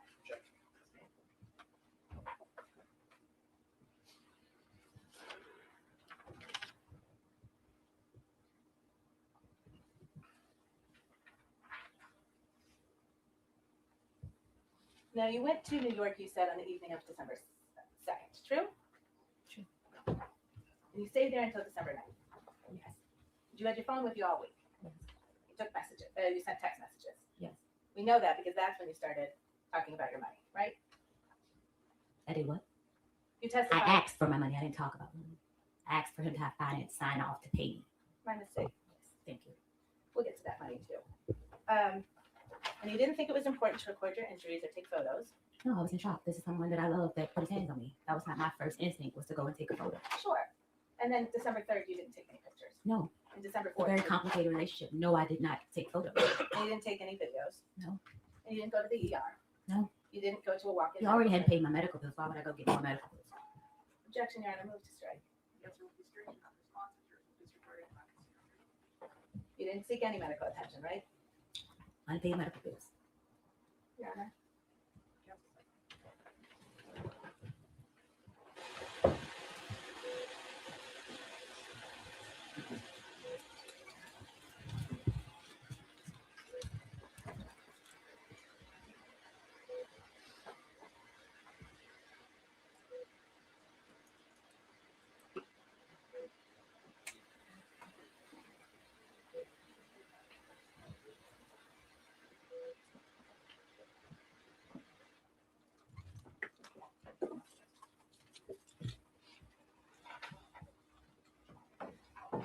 When you were with Shy and Tali for that week in New York City, you didn't say anything to them about it. I don't know Tally. I just met Tally on the night of December 2nd.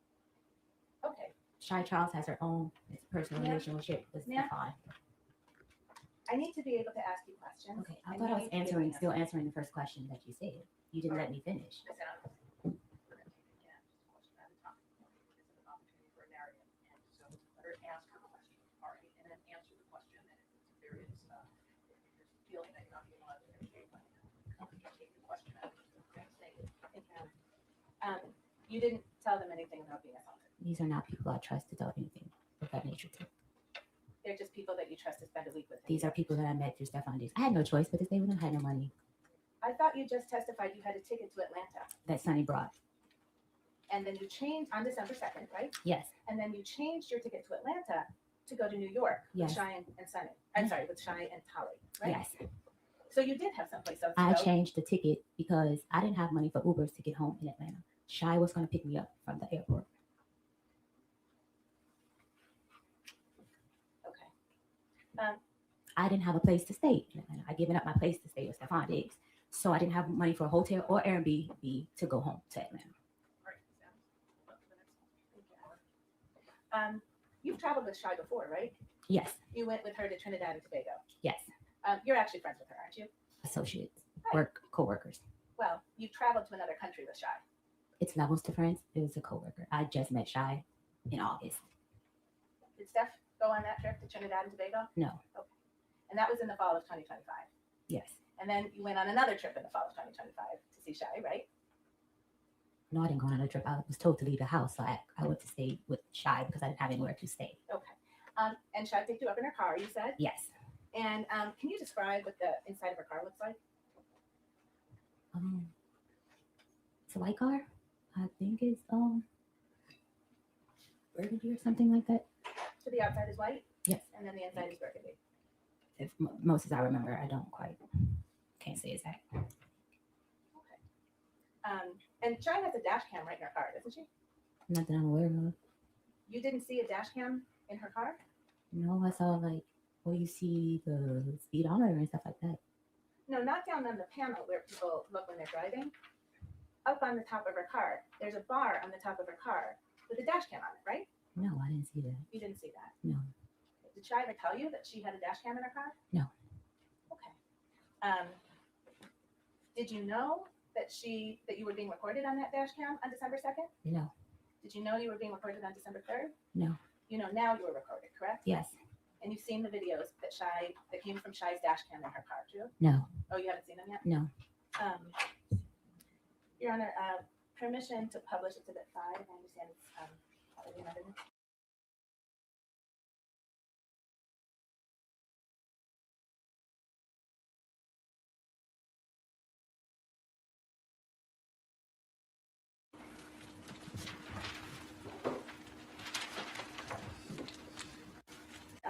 permission to publish Exhibit 5. I understand it's already in evidence.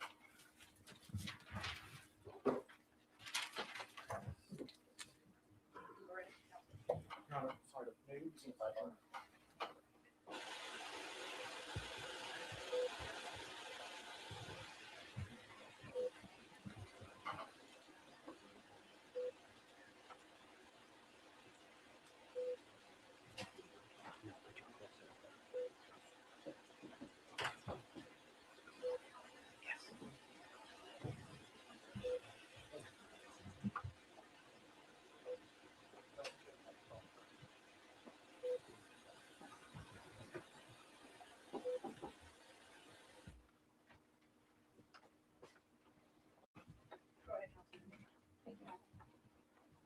Ms. Adams, I'm going to show you what's been admitted in this case in Exhibit 5. I can't see.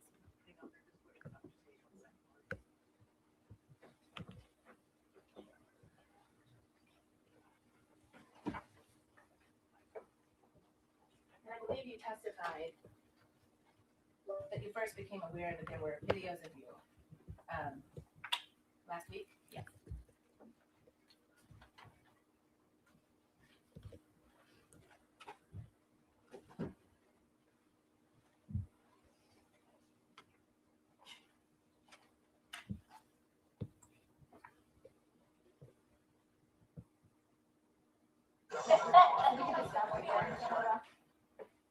I don't know, Ms. Adams, were you able to see that person in that video? If not, we can play the whole thing. Okay. We want to also move it.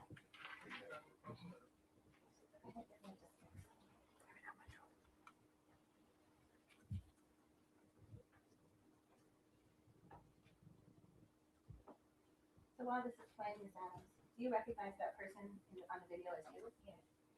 And you're sitting in the front seat of Shai's car? Yes. And this is you when you were, just after you were picked up from LaGuardia Airport on December 2nd, right? Yes. Was there someone else in the car to your memory? No. I'm sorry? No, not when she picked me up. Did Tally Moses also get picked up from LaGuardia just after you? No, she got picked up at her boyfriend's house. Okay, but she was eventually in that car with you. So Shai was driving the car, is that right? Yes. And then you're in the passenger seat as we see you? Yes. And then did Tally sit in the back behind you? I'm sorry? Behind Shai? Okay. And this was all on December 2nd? Yes. And this is the day you say you were at Bennett's on? Yes, that doesn't justify proof that I wasn't assaulted because I learned how to save face. Okay. Mr. Petalwell, can we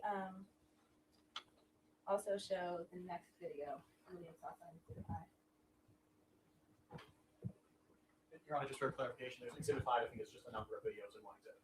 Thank you, sir. And do you recognize the person in this video? Yes. And that's you in Shai's car again? Yes. And this is the next day, right? It's December 3rd. Do you recognize that? Well, I might not be able to see.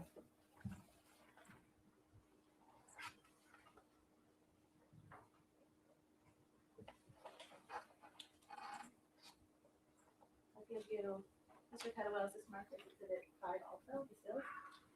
Those are 6 and 7? I should have marked as Exhibit 7. Do you recognize that person as you? Yes. And that's you in Shai's car, right? When you visited her in New York City? And you say you don't remember if that's, what date that is? Your Honor, I'm sorry, I coach him later. If I could direct your I didn't say I didn't remember. What date. Oh. I can't tell the date. I don't remember. I was in her car for another week. Okay. You're telling me it's December. If I can direct your attention to this line right here. See how it says 2025 1203. Do you know what that means? Okay. But this is you on your New York trip with Shai in her car. On New York State. Okay. This has not been preliminary marked. I believe that is intended to be in the thumb drive. It's in the thumb drive set, I believe. Still, though, I think Mr. Green is referencing the number 1 to 6 to 7. So if you want to, it's in there.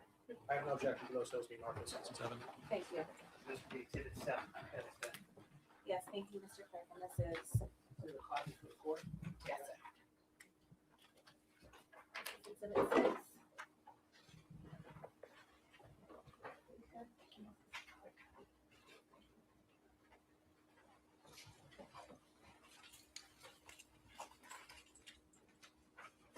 And then you also had some videos taken of you by Tolly while you were in New York, right? I don't remember. I don't recall.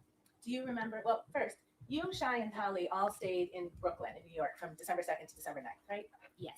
And you all stayed in the same bedroom. Yes. Slept in the same bedroom. Yes. And we're together a lot of the time that week. True? Mostly yes. And there was one night where you and Tolly were kind of goofing around with the video and taking videos. Do you remember that? I don't recall it. Okay. Mr. Kettlewell, can we play Exhibit 8?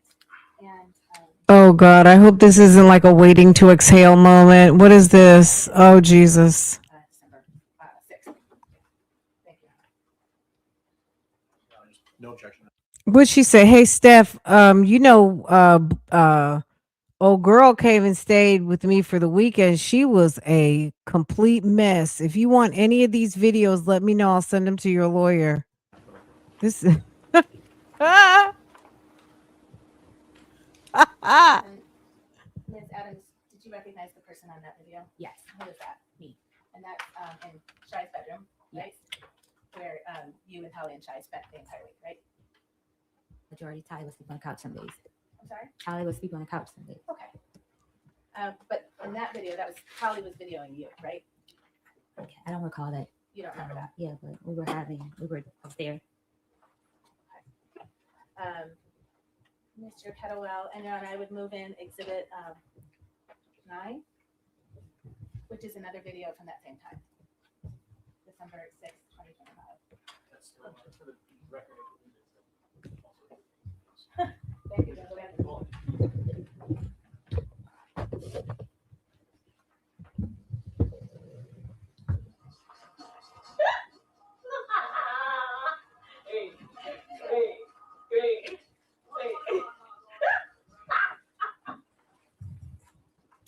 Is that was you on that video? Correct? Yes. And Your Honor, I would move in stills as Exhibit 9 and 10. Those are stills from Exhibit 8. No objection.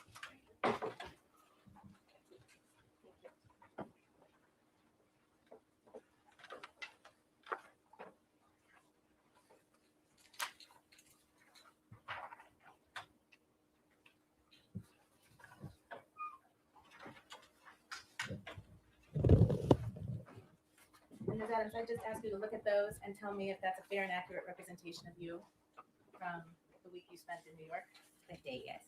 on December 6th, 2025. Yes. Your Honor, may I publish to the jury? Thank you. I am offering to the jury Exhibits 9 and 10, which are two stills taken from the second video of Exhibit 8. No objection.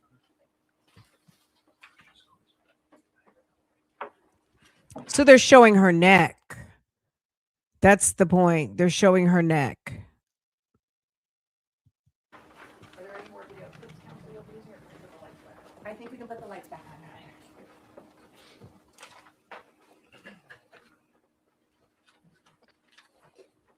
Now, Steph and his group got back from Miami to his Dedham home on December 7th, correct? I'm not sure the day he got back. I got back on I'm sorry? Tuesday. Well, it was late in the night. Tuesday, if I'm not mistaken. The night I got. Well, you know he got back to the Dedham house before you did. I didn't know that. When I got there, I realized that he was there. I was in no communication with him on what day he was coming back. But you were in communication with him. To ask for my pay, yes.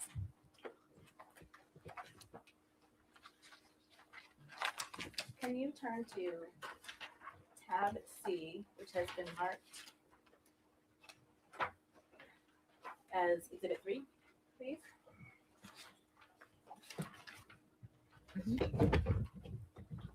And you testified about the text exchange you had with him at around 12:30 on December 2nd, where you called him a pussy, right? Yes.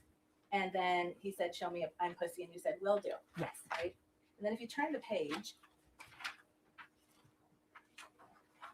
if you look to the next message from you, so in Exhibit 3, there are bubbles, right? There's blue bubbles you see and green bubbles. Yes. And do you understand the green bubble to be Steph Diggs messages Yes. and the blue bubbles to be your messages? Yes. Okay. And if you look on the page, I hope you're on the right page. It ends in a number on the bottom right corner at 118. Do you see that number? On the approach? Yes.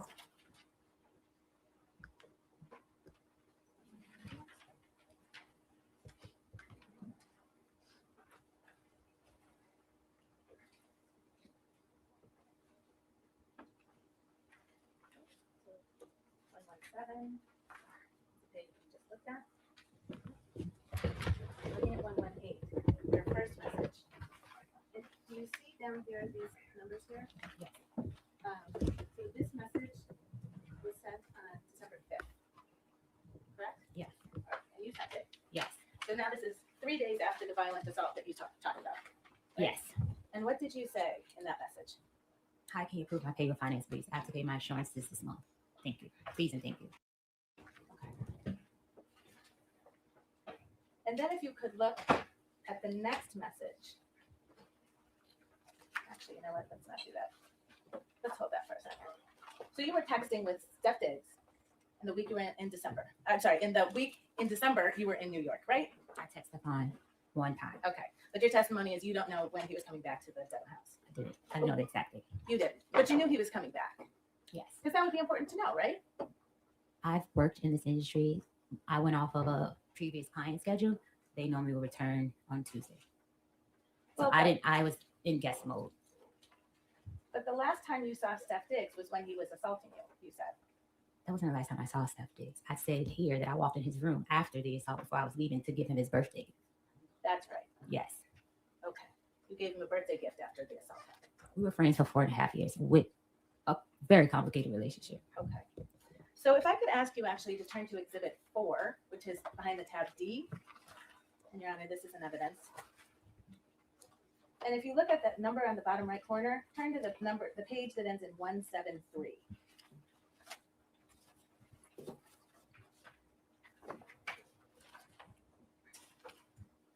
And I'll ask you some questions before we get to that substance, okay? Mhm. I think you testified on December 9th, you went back to the Dedham house, right? Yes. And you got yourself an airplane back to Boston, right? Sonny got me an airplane back to us. Okay. And you landed at Logan Airport at night. Yes. Then you took an Uber to the Dedham house. Yes. You arrived around 11:30 p.m. Yes. You were alone. Yes. You came by yourself. Yes. Didn't bring anybody. No. Okay. And when you got in the house, you went and knocked on Steph's bedroom door. I went to put my things away and I knocked on his door. Yes. I'm sorry. I went to put my things away and knocked at his door. And that was around midnight on changing over from December 9th to December 10th, right? That's what it says here. I don't recall the time to what the message said. Well, he didn't open his door, did he? His code was different. He changed the codes when I came back. Right. Because in that house, the bedrooms all had key codes on each door, That didn't he they? controlled. Yes. Did the bedrooms all have key codes on that door? Yes, that he controlled. I'm sorry. This is a yes or no question. See if you can try it. Did all of the bedrooms in that house have different key codes on them? Yes, that he controlled. So you can. What do you mean? You had a key code on your door, right? Yes. And if it was shut, it would be locked, right? No. The door had issues. I would often text Sunny because she checked and make sure my door was locked. I'm sorry. When did you text Sunny to please check if your door was locked? When I left the first week of November, when he made me leave to have female guests over. Your Honor. Let's check. That answer is not responsible, will be strict. So on December 9th, round about midnight, when you got back to his house alone, Yes. you went and knocked on his door, right? Yes. And he didn't open it. I didn't knock. I tried to get in the door. Okay, you tried to walk into his door. No, that's how I would go in his room. I would unlock his door. Sure, just like always, right? When he needs food and his door was closed, I would go in his room. Right. I never went in his room without permission. You going in there on December 9th is no different than any other day, right? No. And when you weren't able to get in, you actually sent him a text message, right? Yes. And you told him, well, can you read what you told him? I was coming to ask you what time you have to be at work and to say hi.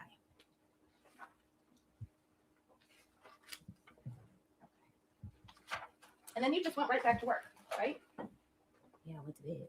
I'm sorry? I went into my room and went to bed. You went into your room and you went to sleep Yes. by yourself Yes. in the house Yes. with Steph Diggs there. Yes. And then the next morning you got up and you made him breakfast. Yes. Now you told Officer Ellis when you reported the assault that you left your position on December 2nd. Do you remember that? I was saying I left at the house. I didn't leave my position. I was really going back to get my things. I had no plan, nowhere to go, so I needed to be nice to him.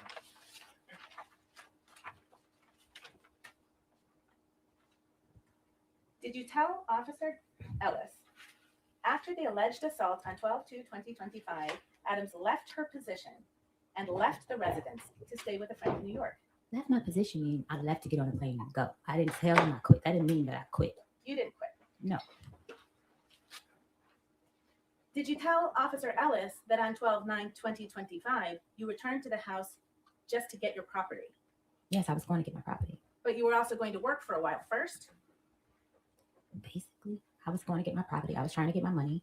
I asked Mr. Diggs the next day about my money when I returned to the house. And you kept on cooking and doing your job for a whole nother week, didn't you? No, I stopped cooking.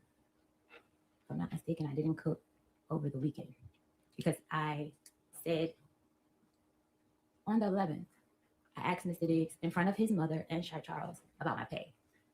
Okay, That was another text. I'll ask a different question. Okay. On several days of that week, you simply kept doing your job, And right? asking for my pay. That's a yes or no question now. Yes. You kept doing your job. Yes. Officer Ellis was wrong when he wrote that you left your position on 12/2. I left the house. So him put in position didn't mean that I left my job as a chef. I left the house on December 2nd.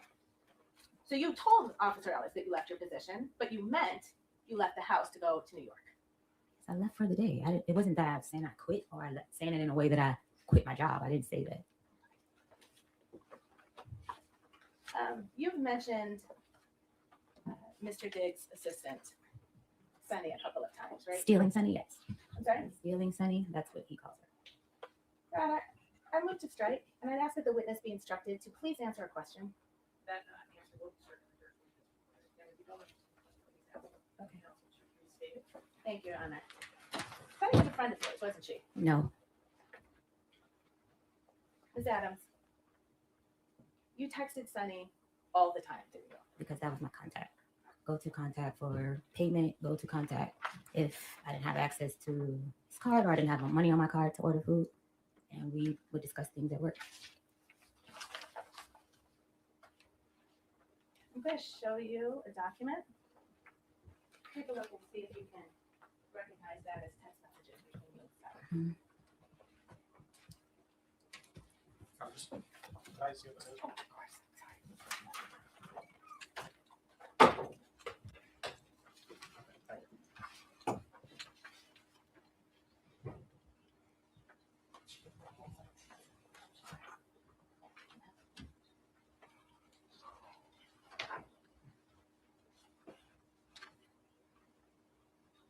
Do you recognize that document as text messages between you and Sunny?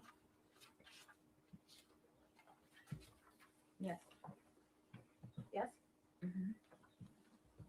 Okay, Your Honor, may I approach? Document doesn't have numbers on it, so I'm just going to go through. Do you see where the messages start on Thursday, December 11th, Yeah. at 7:44 a.m.? You see that? Yes. And this is an exchange between you and Sunny, right? Yes. And you write to her, morning, did you change my door code, right? Yes. And that's what you were just talking about. Each door has its own door code in Steph Diggs' home, right? Yes. And you were having trouble getting into your door code on December 11th. Yes. And had you been having trouble getting into your door code since you got back on the evening of the 9th and 10th? When I walked in on the night, it pushed right open. Okay. All right. So it changed in somewhere around there. When the morning, maybe when I walked out the door, that morning I made breakfast. If I'm not mistaken, that's the morning that Yeah, ma'am, I'm just going to stop you because Okay. it's not responsive. All right. All right. So on December 11th at 7:44, you asked Sunny, did you change my door code? And she says, no, I don't know the code, right? she doesn't have access to change code. And she says, Rich? Question mark. Who's Rich? Rich was like somebody to help around the house. He was like a maintenance guy. I don't call him that. Was someone to help around the house. He did a lot of stuff for Mr. Diggs. Okay. He was And a he was at the maintenance house a person. lot, right? If we need anything else, we would call Rich. And you say to Sunny, I asked, he hasn't answered yet. And then you say they changed it, right? Yes. Sunny asks, who changed it? You're on the, we can see inside.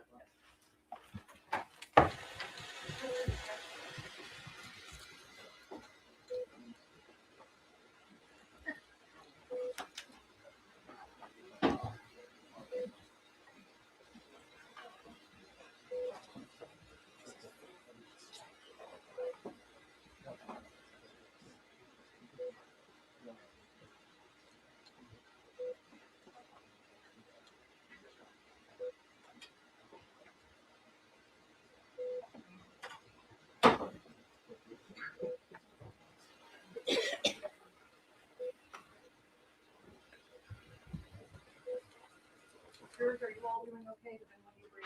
All right, what's that? All right, thank you.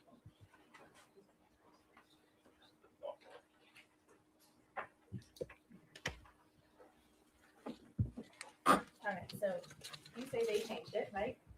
And Sunny asks, who changed it? And what did you say to Sunny? He said they. He said they. So What else did you say to Sunny? He said, hey, so Steph and the white bitch. I'm sorry? What? I said, he said they. So Steph and the white bitch. When you said, he said they, the he in that sentence was Steph, right? No, yeah, yes, And the they, who is that? them two together. So your testimony is, so the white bitch, is that Lindsay? Yes. Okay. All right. So was that the kind of thing you said to your coworker? Yes, because she called me a bitch first. I see. You were kind of friendly with Sunny. Yes. You shared stuff with her. Sunny disliked her too. Okay. She shared that. They had their own thing before I came. And then if I could ask you to turn to tab D in your binder, which is Exhibit 4. And I'm sorry to do this, but if you could look, the numbers at the bottom right, the number that begins, that ends 178.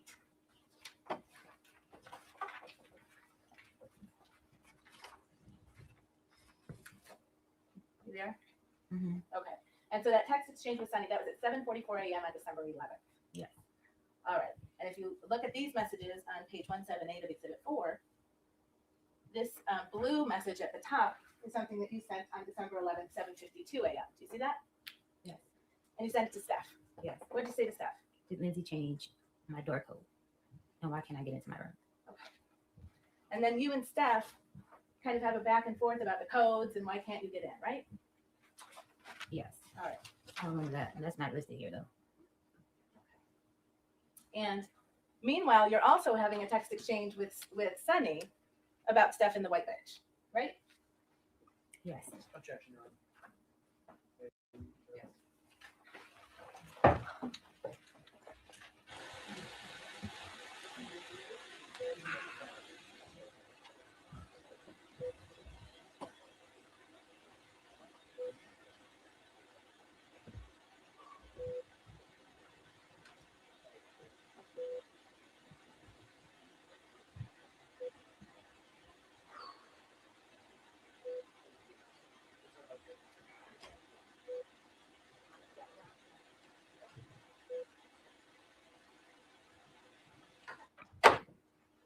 All right, stated sidebar that objection is sustained.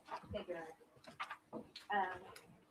So you and Steph have some back and forth that same morning, December 11th, right? In text message. And he explains to you, if you can turn the page to 2 pages in, page 180. He explains to you, I didn't know if he was going to come back or not, so I had him changed. Right? If I know why he had the door lock changed. Is that what he wrote to you on December 11th in the morning? Yes. Okay. And what did you respond? It's right there on the same page in the blue bubble.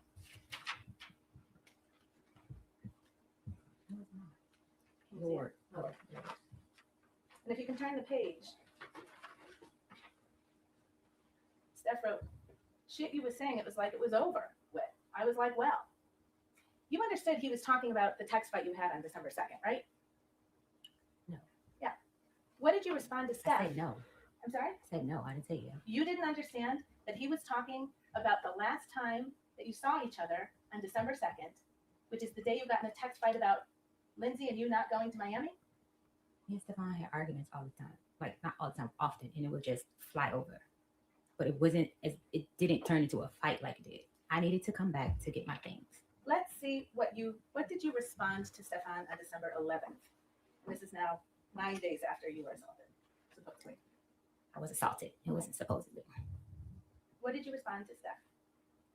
Was very emo. Sorry I made you feel that way. I don't want to leave. I want to stay to take care of you as long as I need you. And you sent him a second message. Really sorry, Steph.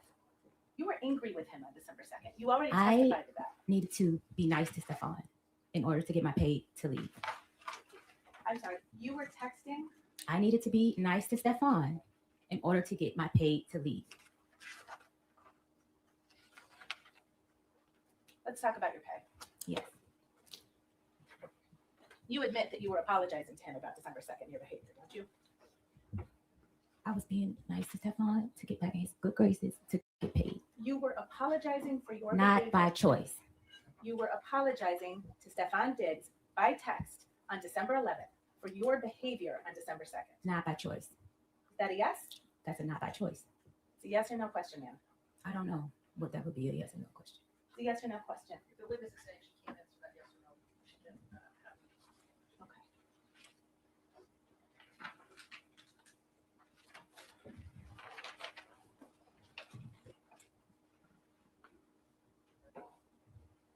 All right, so your claim, I guess, is that Steph owed you money. It's not a guess. Stefon did back wages. You were Wages paid- owed. You were It was paid wages. I think you should use the correct language. the correct language It's for your wages. civil lawsuit. I don't have a civil lawsuit. You were paid $2,000 per week to cook for him, right? Yes. And if you used your own money to buy groceries, you were reimbursed for that. Yes. And when you were hired to work as Steph's chef, you didn't have to fill out a job application, right? As stated previously, me and Stefon had an interpersonal relationship that was professional. So is that a no? I did not. I don't know how have to answer that question. Yes Did or you no. fill out a job application? I don't know how to answer that question. Yes or no. Dan, did you fill out a job application? No. Yes or no? No. Can I just say something, you guys? $2,000 a week, sis. You could have made more at your clinical psychology job. Are you kidding me? You had to give up cakes, middle, and cook for all these women for $2,000 a week? Sis, are you kidding me? You had sex with this man and had to smile in other women's faces and cook them food, play Molly the cooker for $2,000?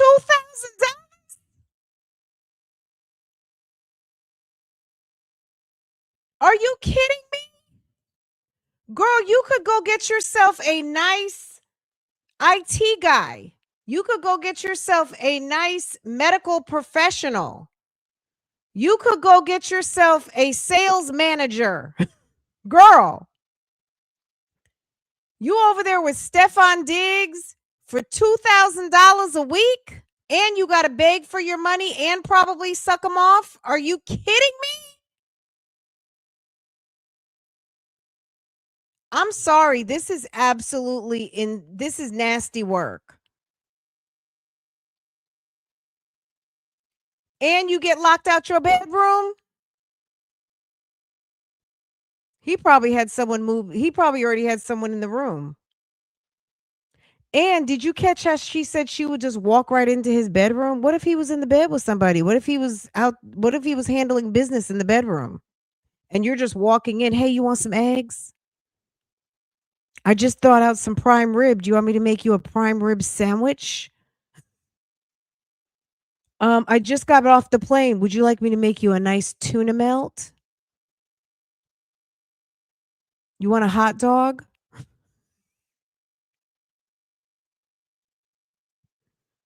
I'm getting ready to light up the stove. You want me to make you some popcorn? I mean, what is wrong with her?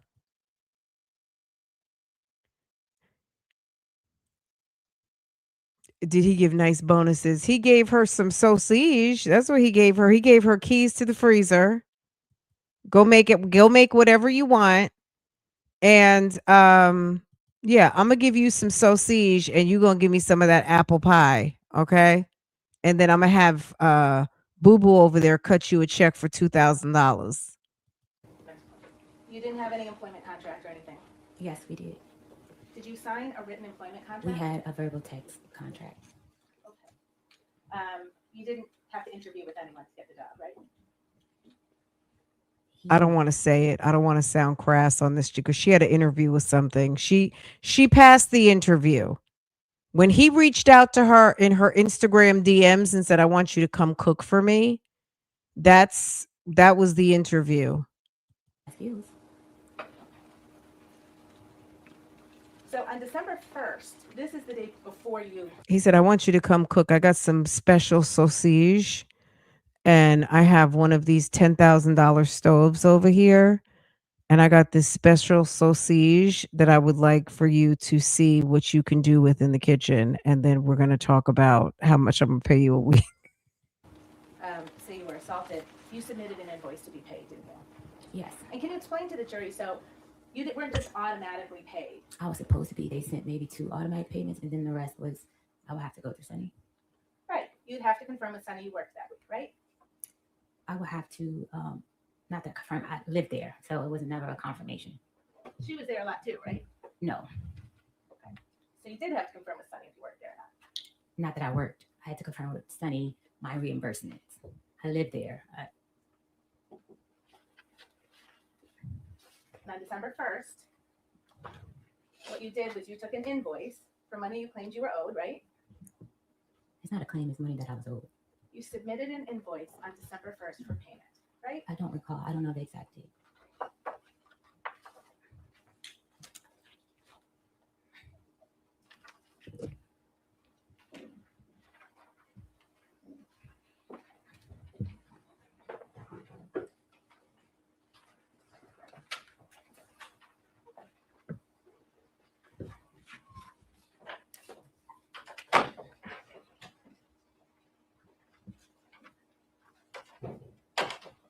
Have you seen this document before?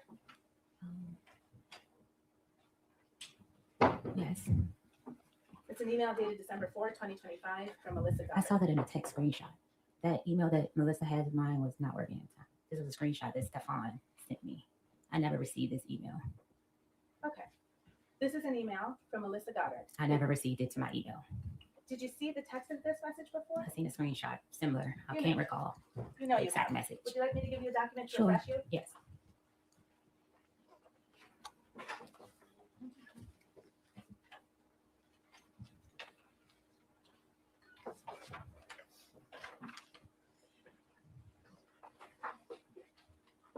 Oh, sorry, Your Honor. I am, if you want to give the jury a break, it's just going to take me a couple of minutes.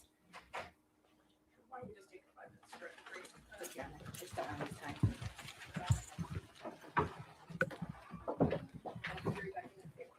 All right, jurors can step down.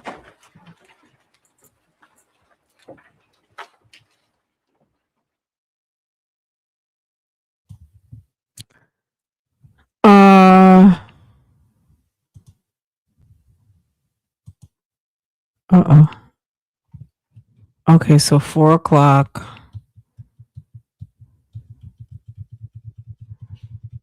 Look, guys, time's flying.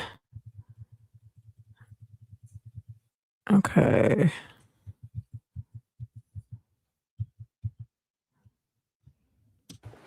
Thank you, Your Honor. Yes. We were just looking at an email and you Sir, who you looking at? He looked like he was looking right at the camera, didn't he? didn't remember, you said you hadn't received it in that form. If you can turn the page, did you see the invoice? Yes. And that was your invoice, right? Yes. And you said on that invoice dated December 1st, right? Yes. That you were owed payment of $2,000 for three weeks in November, right? Yes. And you were owed grocery reimbursement for $3,179.06, right? Yes. And that was what you submitted to get payment. Yes. And you said you didn't receive this email, but you remembered getting it by text message, right? Yes. Okay. And so you have read and you remember seeing the substance of this email, true? Yes. Okay. And this is a response to your invoice, right? I don't recall because Stefon was refusing to pay me for the week he sent me home. Well, Melissa Goddard writes on December 4th. I appreciate you may not have received this on December 4th, but she writes, "Thank you for providing an invoice. I've attached a readable PDF."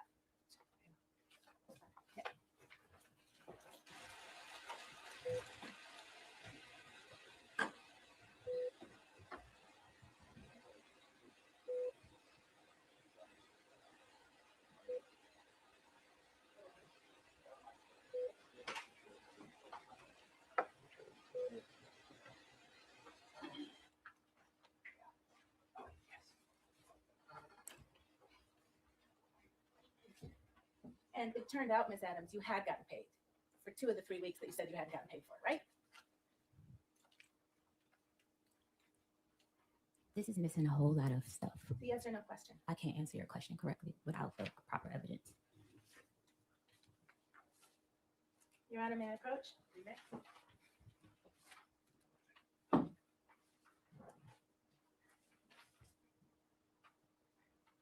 Do you recognize this document as text exchanges between you and Sunny?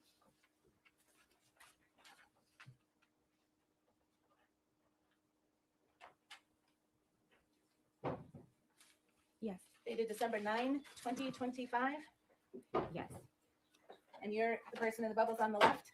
Yes. And you write to Sunny, "Hey, so I looked over my transfers, payment history, and they sent payments, 11/7 and 11/21, totaling $4,000. See that? Yes. So you knew that you had actually been paid for 2 of those 3 weeks that you tried to get paid for again, right? What's your name? I never got your name. Did you know I that don't you know. had I been was trying to paid- address you by your name because I'm not this. I don't know. I can't answer that question correctly. You knew What's your name? I don't think I have ever heard someone on the stand try to lie. Well, ma'am is let's run that back real quick just for a second. So it sounds like she submitted an invoice for time that she's already been paid for. Can we just run that back one more time? Because submitting duplicate invoices or duplicate timesheets or trying to get paid for time you've already been paid is actually grounds for termination for most companies. Either time you didn't work or time that you've already been paid for. They're going to give you a chance to explain yourself and say, "Oops, my bad, I made a mistake." But if there's a trust issue there and you're, you know what I'm saying, that's not, that is bad. And then instead of answering the question, she said, "What's your name? I'm trying to address you by your name." Baby, what? That caught me off guard because I was looking down at something. I'm listening, but I heard her say, I was like, wait a second. Ma'am, you're losing a lot of credibility here. This is bad. Okay, let's hear this one more time. Right. Lord of mercy. Okay. It's giving rut-row. recognize this document. So the crux of her case is that Stefon owes me money. First of all, Stefon choked me out. Number one, because that should be the most important thing. Number two, we have a dispute over money, right? Look at her face. It's giving wah, wah, wah, wah.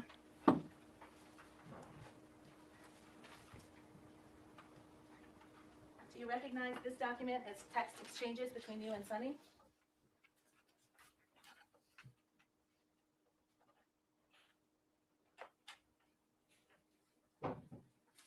Yes. Dated December 9, 2025, Yes. and you're the person in the bubbles on the left? Yes. And you write to Sunny, "Hey, so I looked over my transfers, payment history, and they sent payments, 11/7 and 11/21, totaling $4,000. See that? Yes. So you knew that you had actually been paid for 2 of those 3 weeks that you tried to get paid for again, right? What's your name? I never got your name. Did you know I that don't you know. had I been was trying to paid- address you by your name because I'm not this. I don't know. I can't answer that question correctly. You knew on December 9th that you had been paid for 2 of the 3 weeks you said you hadn't been paid for, didn't you? No, I can't. I don't understand the question. You just acknowledged you wrote it to Sunny. I was supposed to be paid for the week I was sent home. So Okay. I sent the incorrect amount because I didn't know he wasn't paying me for that week. Right. So you sought $6,000 instead of $2,000. That's my calculations was And so that last week, that was a week you didn't work, right? because I was sent home. Right. So you weren't in the kitchen cooking. Mr. Diggs sent me home because he had girls at Ma'am, the house. whatever you're going to I add should is be not paid. responsive. I'm Your Honor? Yes. Down to, understand the question you're being asked? I don't Answer understand. her question. Answer her question, all right? If it's confusing to you, she will restate it. Counsel, you restate your question. Yes. So you weren't in the kitchen cooking that week, right? No. Okay. If you can turn back to tab D, the page that ends 171, this is exhibit 4. It has been marked and admitted into evidence. When the prosecution comes back, they need to say, Miss Adams, how did Mr. Diggs pay you? Were you paid based on you working for the week, or were you just paid every week? Were you paid every week regardless of whether you worked or not? Were you just on a regular payment schedule to receive $2,000 weekly, whether you cooked every day, 5 days, or 2 days, or no days? Were you on a regular pay cycle with Mr. Diggs? How were you paid? Were you responsible to submit time? Were you responsible to track your time? Were you responsible to just track days? I worked 5 days. I worked regardless of the hours. You know what I mean? So were you salaried and got a regular, but even when you're salaried, you still have to kind of check in. You know what I mean? I think for salaried people, you just go in and you don't take any time. Like, let's say you take a PTO day, you might go in and you put in PTO, but otherwise, most salaried people, that's all you have to do. You have to opt out a day if you take a PTO day.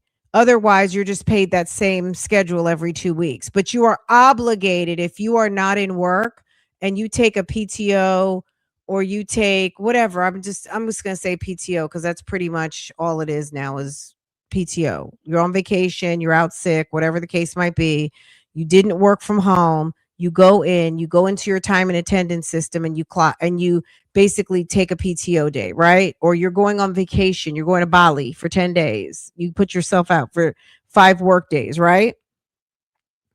What they need to ask her is how were you paid? And what was the process in getting paid? Was there a process? Did you have to submit an email? Did you have to submit a timesheet? Did you have to communicate with somebody to make her look? She's looking real bad right now. I'm just saying. Let me know when you get there. You there? So these are both, on this page, these are both blue bubbles. So this is your text messages, right? Yeah. All right. And on December 9th, 2025 at 2:27, you text Steph Diggs, right? Yeah. And what do you say to Steph Diggs on December 9th? Do you need help finding it? What's the last? 171. I can help you find it.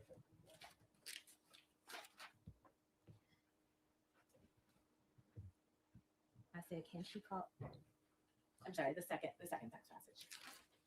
Read the second text message Yes, please. without reading the You messages can read the before. first and we can talk about who you're asking about. That's fine. I was told to contact Melissa about my pay. Okay. So I responded, can she call me or can I call her? And Melissa, just to the record clear, is Melissa Goddard, right? Yes, She's Steph Diggs' bookkeeper. that's what I was told. She's the person who wrote that email on December 4th informing you that you had been already paid for 2 of the 3 weeks you were looking for, right? I didn't receive that email. Understood. So you were asking if she could call you or you could call her, right? I was told to You were reach out told to you her. could talk to her, right? Yes, And you never called her, did you? yes, I did. What did you say in the second I text? asked him bullet? for the number. I'm sorry. I asked him for Miss Melissa Goddard's number. the number is right on the email that you got in text form. But that was later time. This was December 4th. The email is from December 4th. The text message you're about to read is 5 days later, December 9th. What I'm trying to say to you is that text message was sent at a later date to me. On December 9th, you acknowledged to Sunny that you knew you had been overpaid. I'm sorry. Overpaid? I'm sorry. Underpaid. You knew that 4 of the $6,000 you were seeking, you had already received. And the last week that you hadn't been paid for was the week you weren't there. And now if you can read this text message that you sent to Steph Diggs on that same day, December 9th. Hi. So I looked over the payments. Are you not paying me for the week you told me to go home? If not, that's fine. And just for my past employers, when I'm asked not to work, I'm still paid because I'm only with them for the season. It was supposed to say them. It said the season. So that takes care of all of the weeks that you said you weren't paid for on December 1st, right? The weeks that I sent to him calculated was adding in that week. 2 weeks you had already been paid for. 1 week you didn't work, and you told Steph on December 9th, if you don't want to pay that, that's fine. Right? Yes. All right. You also sought $3,179.06 in reimbursement for money you claimed you spent on groceries. Yes. That was on December 1st. Yesterday I sent the email. Okay. The text to Sunny. And Keep it off our phone. you knew that you needed to submit receipts to justify that level of expense on groceries. That's what I did. Yes. Is your testimony here under oath that you submitted receipts justifying $3,179.06 spent on groceries out of your money? It was There is no way that an NFL football player cannot have a household pay card.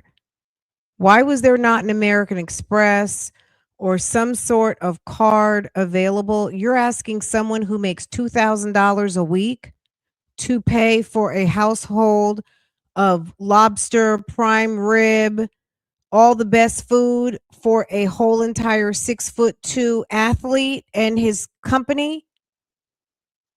Are you crazy? You're paying $3,000 of groceries and you make $2,000 a week? Are you crazy?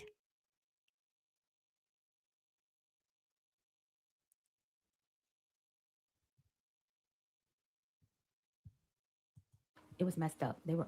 Was off. Something was off. Some receipts were the wrong receipt, and we cleared it up. So something was messed up about that, Yes. right? Yes. You talked about an NDA, a non-disclosure agreement. Melissa asked you to return an NDA, right? No. I'm sorry? No. Sunny asked me.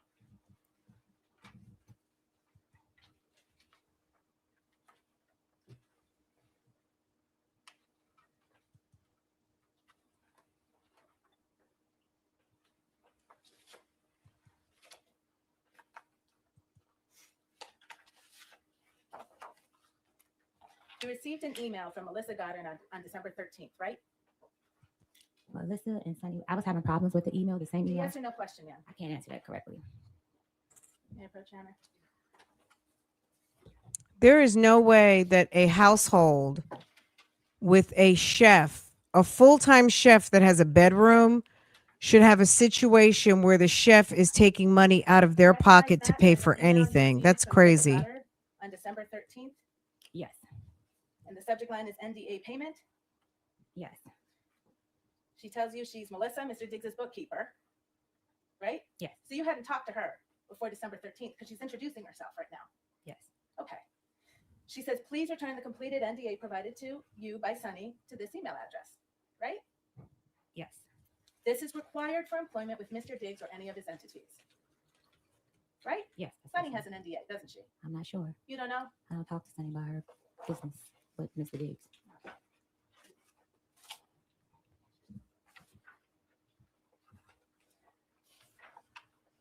You had some text messages with Mr. Diggs on December 13th, right after you got that email, didn't you? I don't recall the date. I would like to see. Let's go back to Exhibit 4. It's tab D, page 195.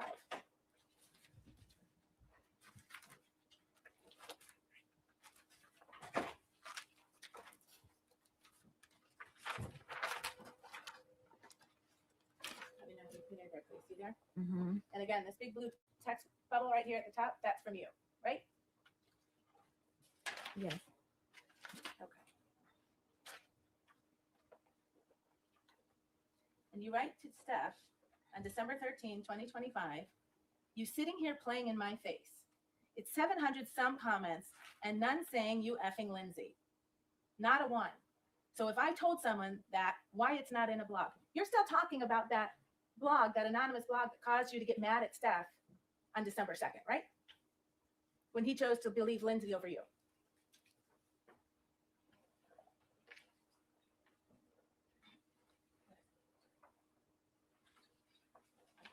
I'll clarify. Thank you, Mr. Virtue. On December 13th, you're still mad about the issue that led to Steph believing Lindsay over you. From my recollection, he didn't. I'm sorry. On December 13th, I can't answer that question correctly without the previous text from Mr. Diggs. you write not a one. So if I told someone that, why it's not in a blog? You believe it and now sign an NDA. Send me my money. You sitting here playing in my face. Isn't that what you said? Yes. Okay. You were mad about the NDA because you thought you had to sign it because Steph believed you leaked something, right? Yes. Didn't have anything to do with an assault. What did you say? I don't understand the You question. thought the fact that you were being asked to sign an NDA was an indication that Stefan still didn't trust you, right? No. But you're talking about Lindsay and a blog to him the same day you get an email from Melissa asking you to sign an NDA, right? Stefan knew that. I know. Yes so or no I question, can't ma'am. answer that question without explaining. If I told someone that why it's not in a blog, you believe it and now sign an NDA. Those are your words, right? It was now signing day after you assault me. I had information on you, You didn't and you say think I any- was leaving. Ma'am, it's not responsive. You didn't say anything about an assault when you talked about an NDA, did you? It does not change the fact that I was assaulted. You talked about Lindsay in a blog and he It believed does not Lindsay. change the fact I was assaulted. The first time you connected an NDA with an assault was when you went in to talk to Officer Ellis on December 16th to make a police report, right? Yes, because I noticed the behavior.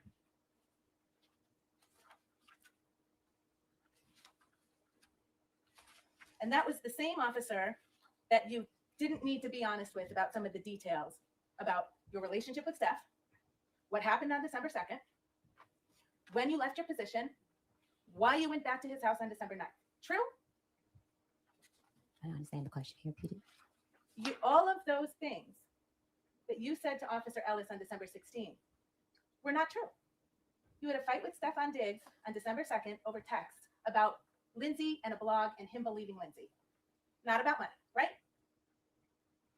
It was about money. The last text that I sent to Mr. Diggs was about money. It's a bit of a compound question. Yes. It's true, Your Honor. I will. Let's turn back to the text messages between you and Steph after you sent that text message to him on the 13th, connecting the NDA with Steph's believing Lindsay. I didn't say believe in Lindsay. You and Stefan got in another text argument about that issue, right?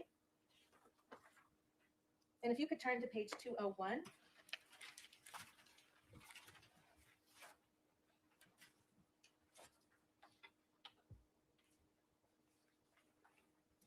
The green bubble is Stefan, right? Yes. And he writes to you on December 13th. Here you go.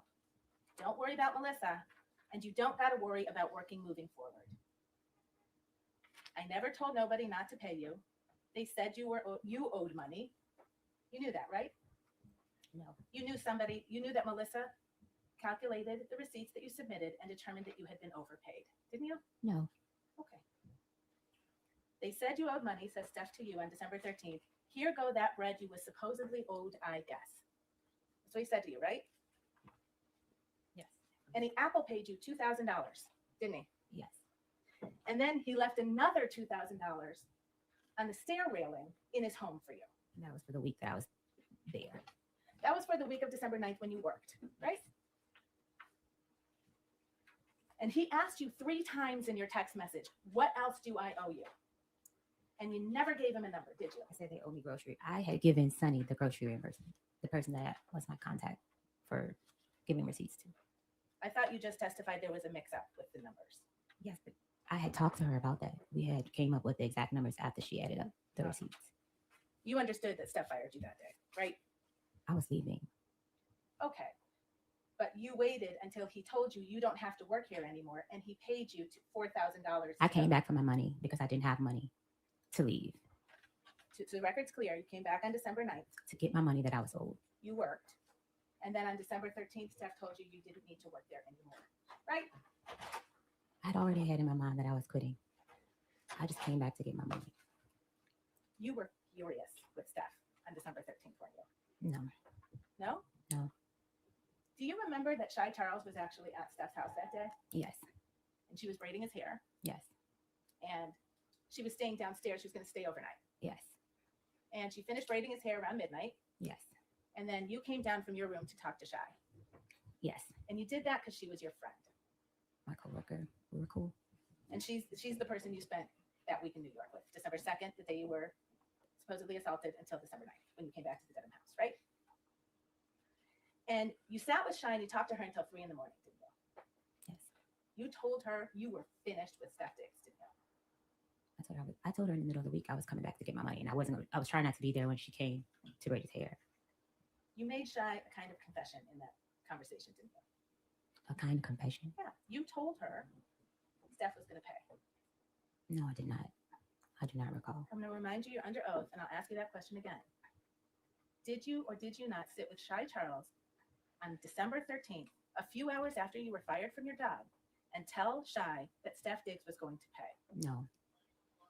Did you tell Shy you were going to sue Stefon? No.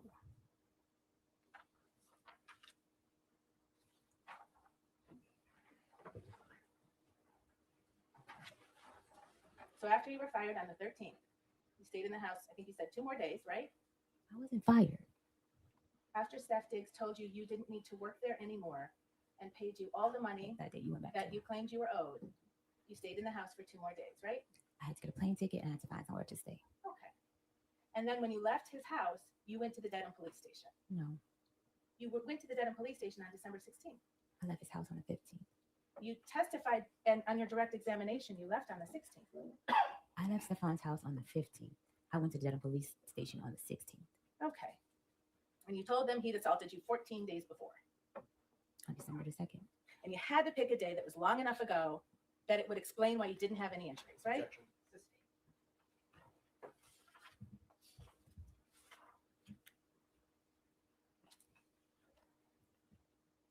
Part of the lesson you were going to teach Steph was to make a false police report. Isn't that true? Objection.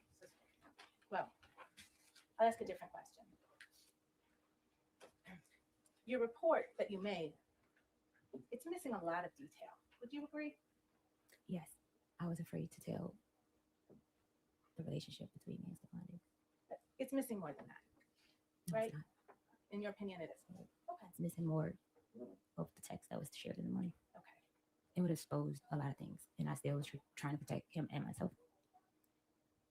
You actually recanted your own statements, didn't you? No, I can't. So you know the criminal complaint in this case issued on December 29th.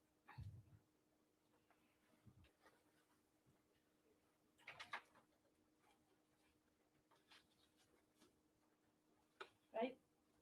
You know What? that. No, I don't know that. You're the complainant in the case. Is it your testimony you weren't notified that this case was going to be brought forward to court? I don't recall. It was big news. No one reached to me that I recollect. You reached out to Steph's girlfriend at the time after this complaint was made public, right? Because in the police report, I had not listened to the voice note. I just read the voice note. I was afraid she knew. I was afraid. Ma'am, it's a yes or no question. I can't answer that question. After this complaint became public on December 29th, you reached out to Steph's girlfriend, didn't you? I can't recall the date, but yes. Yeah, go, Jen.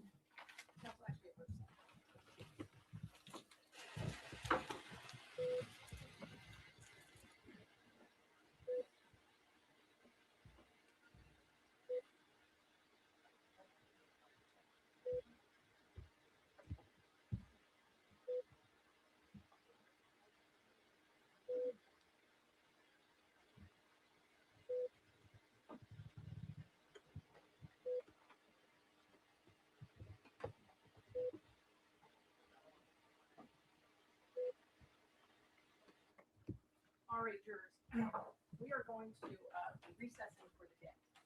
And I want to remind you not to discuss this case with anyone, including your fellow jurors, family members, or friends. And also, you're not to allow anyone to discuss this case with you or in your presence. I'm going to ask you not to stop in the public areas of the courthouse, or leave the courthouse directly, and then tomorrow morning return directly to the jury. All right. Again, you must not read, watch, or listen to any news accounts or media reports about this case, and you must not conduct an independent investigation of any kind, including on the internet or otherwise. So please keep an open mind. Do not form or express any opinions about this case until it is submitted to you for your deliberation. We will resume tomorrow and ask you to be in the jury room by 8:45. All right. With all of that caution, have a nice night. Thank you for your attention. All right, jurors can step down this way, please. Okay.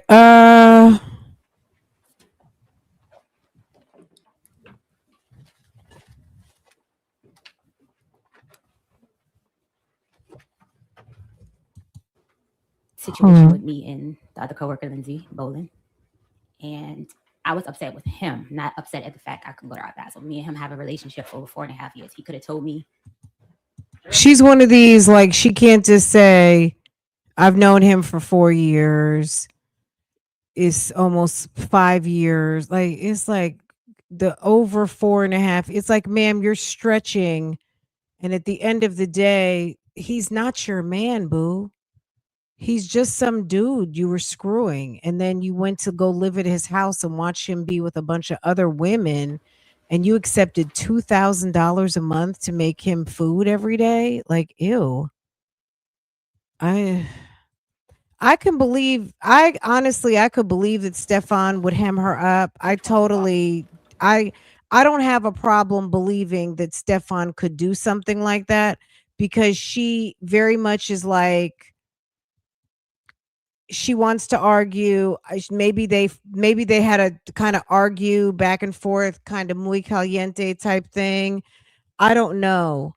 I could see her also being pissed he didn't pick her. I don't really know, but I could see, I could believe Stefon could be that type of guy to do something like that, because he seems, I could see it. Nobody's above doing anything in my book. It could happen. This is ma'am. I forgot there was like a little scene with her walking in. I don't think he's too good to be that he could be a bad guy. I don't know if he did that or not. She says he choked her out. He yoked her up.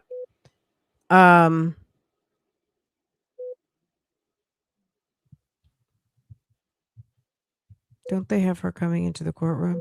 I guess we gonna see tomorrow. I wonder if Stefon is gonna have to. All right, are the parties ready to proceed? So maybe that's her and her lawyer that came in. So I don't know. Let's see what you guys think on the poll. I did put up a poll. The poll has definitely changed. I think from when we first started, you guys were like guilty, guilty, guilty on today. Right now, I just ended the poll. We had 251 votes. And for right now, day one, it's giving 53% guilty.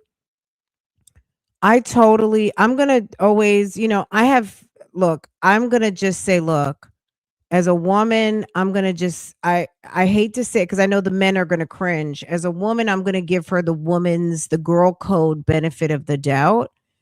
It's not looking very good because, ma'am, you were focused on some of the wrong things. And I don't think Stefon is above yoking you up, because it was giving you guys, might have been arguing. Hold on a second. Am I even on camera? No, hold on. Turn the light up. Okay. I don't think he's above yoking a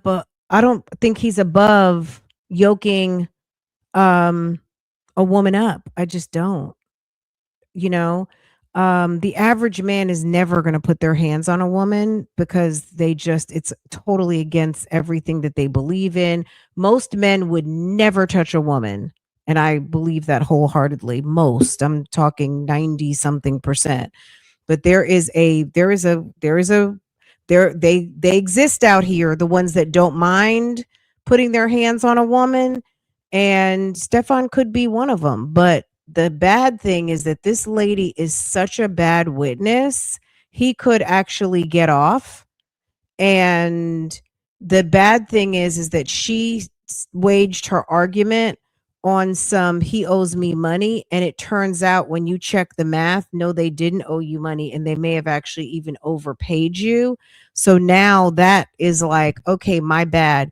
Where's the email where it said, you know what, I realized I did get paid and I thought I was going to be paid, and you know what I'm saying? Like this, I'm going to be honest with you, as somebody who worked in human resources for a very long time, 20 years, I'm just going to say this woman has a very unrealistic expectation of certain things. And she strikes me as the type of personality. She doesn't really need to be working in somebody's home at all. You don't need to be, some people really need to maintain professional work environments, where maybe you pull up every day, you go in the kitchen, you handle the kitchen like it's your office, and you don't go further than the dining room. And if somebody needs a tray brought upstairs, then call the fucking housekeeper. I'm not the housekeeper. I don't deliver trays. I make food. I make food and I put it on the table, either in the living room or the dining room. If you need something next to your bed, come get it. You know what I'm saying? Send your housekeeper or your maid or boo thing down to come get your meal. I don't go upstairs to the living quarters. And if I live on site, I live on a different floor and you don't come in my room. I think when we first saw this news story months ago, it was very strange. I think all of us were questioning, why would he walk into her bedroom? That's weird, right? Well, because he was clapping cakes. I feel bad for her because if he yoked her up, I'm sure that's traumatizing. Nobody ever wants something like that to happen. But the way she is trying so hard to make this story stick, she's coming off as with lack of credibility. Hopefully her lawyer will take her out for a good dinner tonight and talk to her and get her to understand, just answer the questions and stop trying to put 20 on 10, and we can try to recoup this tomorrow. But if you don't cut this out, Stefan is going to come up there calm, cool, and collected, make her look like a thirst trap, and probably have a couple of witnesses, and she's going to end up looking bad. And it's going to be another unfortunate situation where women look bad and make women look bad and like we're just after some rich guy's money when he really may have done this. Drop the attitude, sis.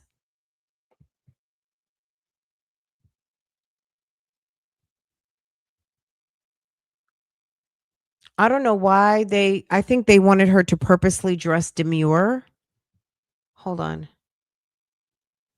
I think they purposely wanted her to dress very demure, very understated. Because I'm trying to find her Instagram. I'm like, okay, I want to see the Instagram that made Stefon Diggs run to your DMs and say, I want you to cook for me. And then it got to, oh, you want to show me the putty cat? I mean, she texted him vulgarities.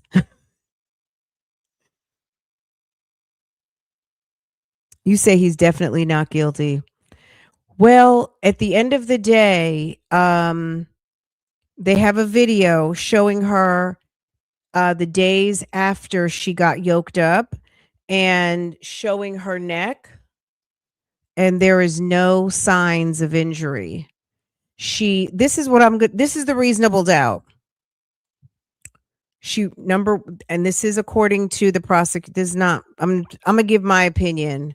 My opinion is, sis, we're still listening to your story. I'm still listening. I haven't made up my mind yet, but what I'm going to say is this. This is the reasonable doubt. You He fired you. You came back. You tried to make nice. Um you gave him a gift after he hurt you. Now, I understand she says that she's been in violent relationships previously, so that could be part of the abuse, the chain and cycle of abuse. And we all know somebody who's been through stuff like that. They do weird stuff because in their head they've been through things that some of us have not been through, and they do things that most of us would question, like, girl, why did you do that? But they've been through some things. Now, if that's what she says, so we're gonna hold her to it. She's been through some things, and that is why she's in this type of cycle. I'm gonna be honest with you, I'm having a hard time believing her, but I feel bad for her. I do feel bad for her. Her testimony is very cringeworthy. Um, she is not prepared to be on this stand.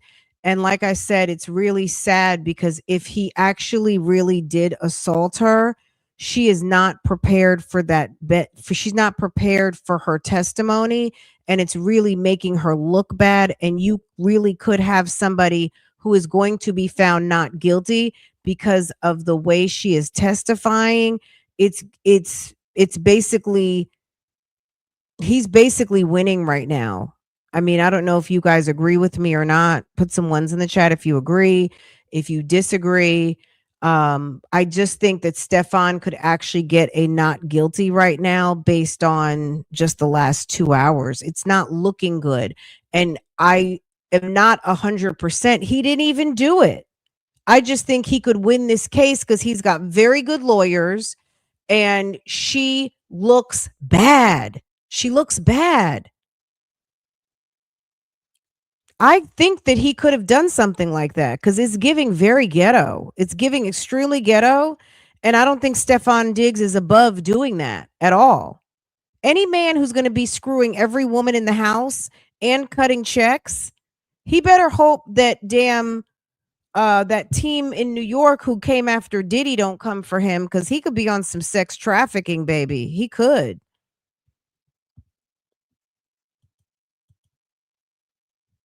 You taking people out of town, you're screwing them. They got NDAs and they work for you and all kinds of stuff.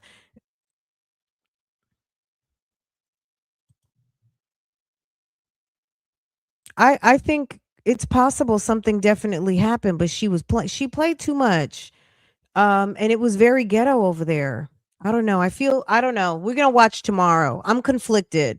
But one thing I'm not gonna be surprised if it's a not guilty, because he's sitting over there in probably a $3,000 suit with some $1,000 shoes on, and a nice $250 button down shirt. Sir's got a beautiful blue suit on. He's got his fresh braids.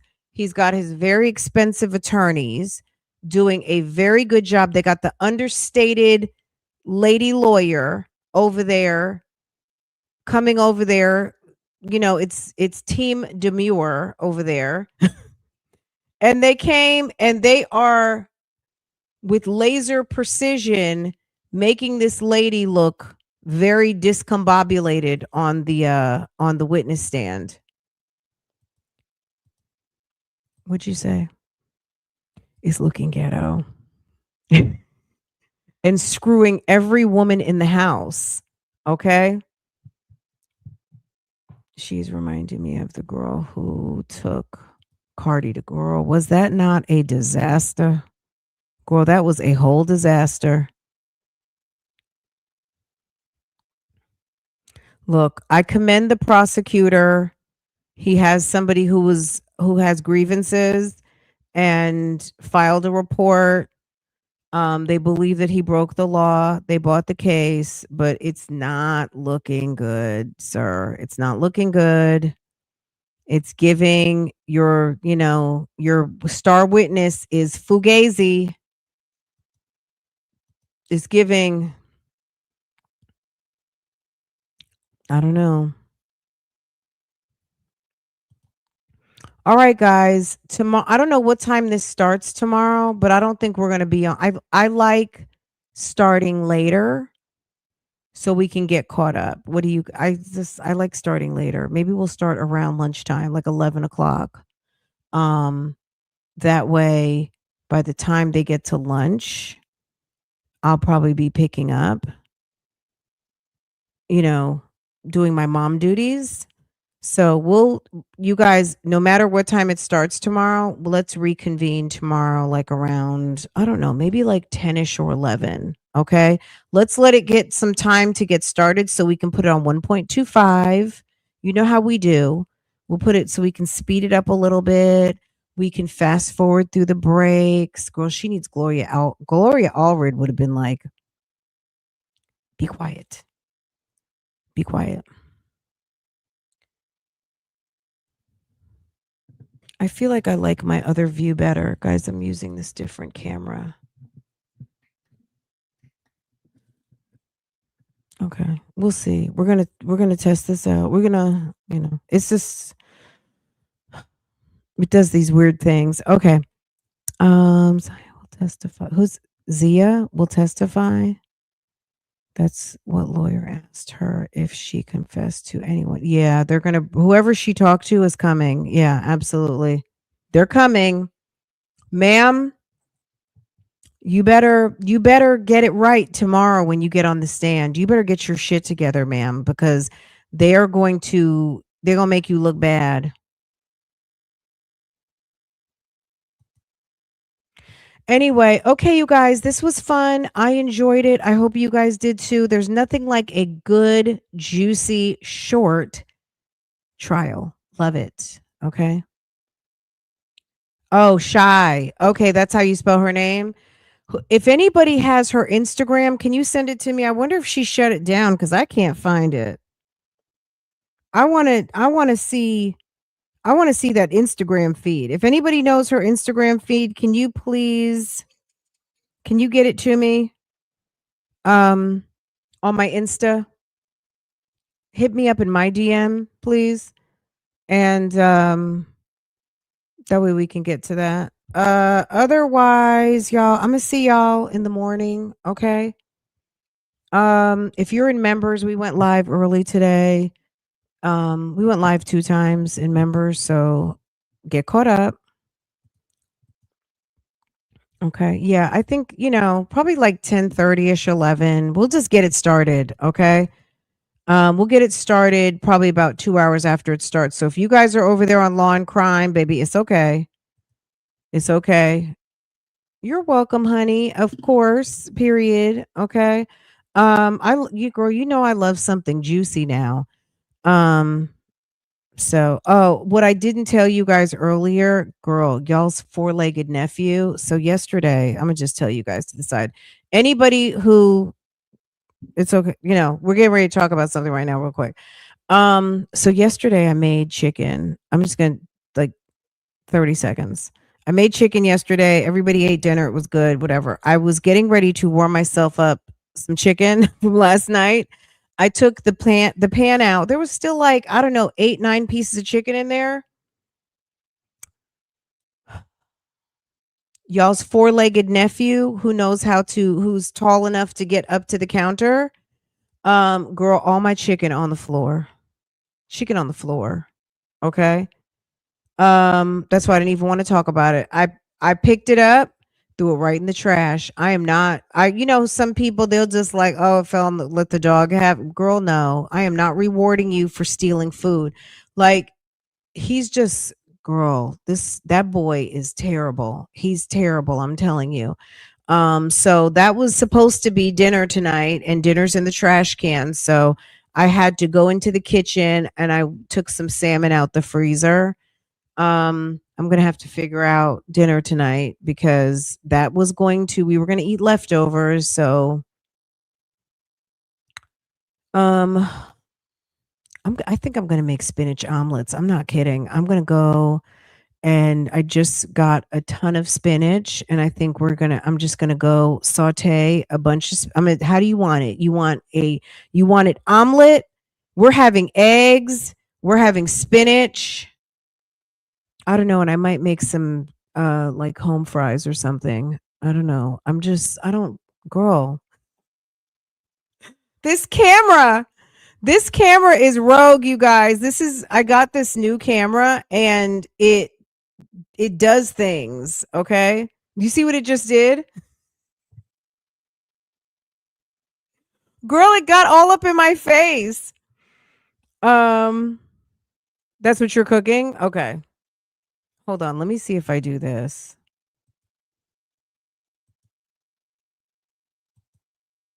Is it gonna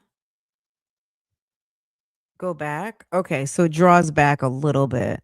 But it does if I do like one finger, I'm not gonna do it because if I do it, it's gonna zoom right in on my face and I'm ah! Y'all, we're testing. Because like I said, when our favorite prosecutor came last time, my camera kept shutting off. And even though it is set for video and it is set for webcamming, I don't know. I feel like it got hot or something. So I don't know. I just don't want that problem again when I have company. When we have company, I want it to be right. So I specifically have like because the webcam y'all, you don't want to hear this, do you? Let me let y'all go. The camera that's in the computer, this computer right here in front of me, it's not like 4K like on my Mac. So I'm not on my Mac right now. I guess the solution could be when Will comes, I'll just do my Mac. Duh. I didn't even think about that, but this is my favorite setup right here. What does the case look like so far? Are you talking about the case the one Stefon Diggs? Girl, it's a hot mess. It's a steaming hot mess. Wait till after this uploads and hit the star and y'all. Can you please stop? Camera, stop coming in on my face. It's giving let's see if Fran had a facial. Y'all, let me let y'all go because this camera is making me be silly. Okay. And you guys are just laughing. It was dramatic. It was like the dun dun dun. Okay, camera angle. Veggie omelets with mixed vegetables and homemade, yes, some pommes frites. Okay. I think I'm going to make, some nice spinach omelets and some of my famous home fried potatoes. And I think I'm going to just call it a night. I cannot. I'm so like, the case is hilarious. This one, yeah, this case is a fool. Hold on a second. Let's see. Did I pin something up top? Hold on. Didn't I pin the OG link for this? Let's see. Let's do this. Just let me show you guys this real quick. When we were live earlier, I think I dropped the link to, hold on. Give me just a second, guys.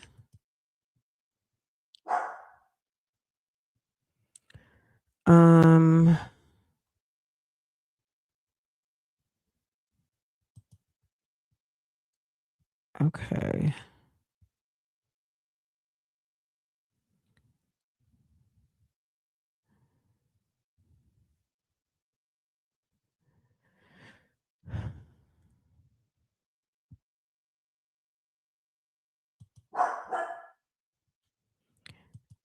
Okay, let's see what this is.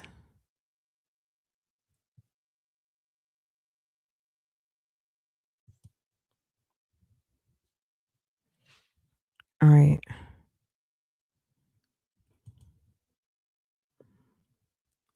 Hold on. Let's see. Let me turn this off. Okay. All right. Just a second, y'all. Somebody was in court today. Okay. Who was in court today? Cardi B's baby daddy. Okay. And this is very short. I'm going to read to you. Hold on a second. Let me see him come in. Sir came into court. Okay. Can y'all see? On December 16th, 20. Okay, this is the police report that they were referring to. Okay, let's listen to this real quick. Okay. 2025, while assigned to the front desk, 16th, 20. Okay, remember they said she came in and did her police report on December 16th, 2025. Okay, here we go. 2025, while assigned to the front desk, name redacted, entered the station to report a past incident. Victim appeared emotional and was initially hesitant to give a statement. She asked for a female officer. I checked the scheduling sheets and saw we did not have a female officer until 4 p.m. I let the victim know this and I told her that I'd give her a few minutes to think about things and that I understood if she was uncomfortable speaking to me. After a few minutes, she said that she would give the report to me. I brought her into an interview room off of the lobby and we began to speak. After taking down her information, I asked her to tell me in her words what happened. She was hesitant to reveal a suspect initially, but I told her that I would take a statement and we could talk about that later. She went on to say on December 12th, 2025, she was working as a private chef at 7 Schoolmaster Lane in Dedham. She said that on this date, the male that she worked for entered an unlocked bedroom. They then began having an ongoing text exchange over money owed to her. She said that they began to discuss this, which apparently angered the male. She alleges that the male then smacked her across the face. She said that he tried to push him away. The male then tried to choke her using the crook of his elbow around her neck. She said that he was behind her with his arm wrapped around her. She said that she did feel like she had trouble breathing and that she felt like she could have blacked out. She said that she tried to pry his arm away. He tightened his grip. At that point, the male threw her onto the bed. He said something to the effect of, thought so. And then she told him that she still hasn't been paid. At that point, the male said, lies, and walked out of the room. She explained to me that she needs to sign off. She explained to me that he needs to sign off on payments in order for her to be paid, which is why she confronted him directly. I asked her if she had documented any injuries when this occurred. She said that some redness on her upper chest area, but didn't take photos. At this point in the conversation, victim revealed that the male's name was Diggs, Stefon Diggs. Diggs currently plays for the New England Patriots of the NFL. Due to his fame, she was very hesitant to come forward with this. I inquired about the details of her employment so I could understand the relationship. She said that she began as a private chef on or around 7/20/25 and that her employment was supposed to go through the end of the NFL football season. She said that she is normally paid by wire transfer and the initial agreement was weekly pay. She said that since she has been working there, she has been getting paid monthly instead.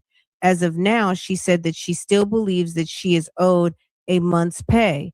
In early November, she was told by Diggs that her employment was not needed for the week of 7/11 through 7/14, which meant that she would have to vacate her room for a week because he was having house guests.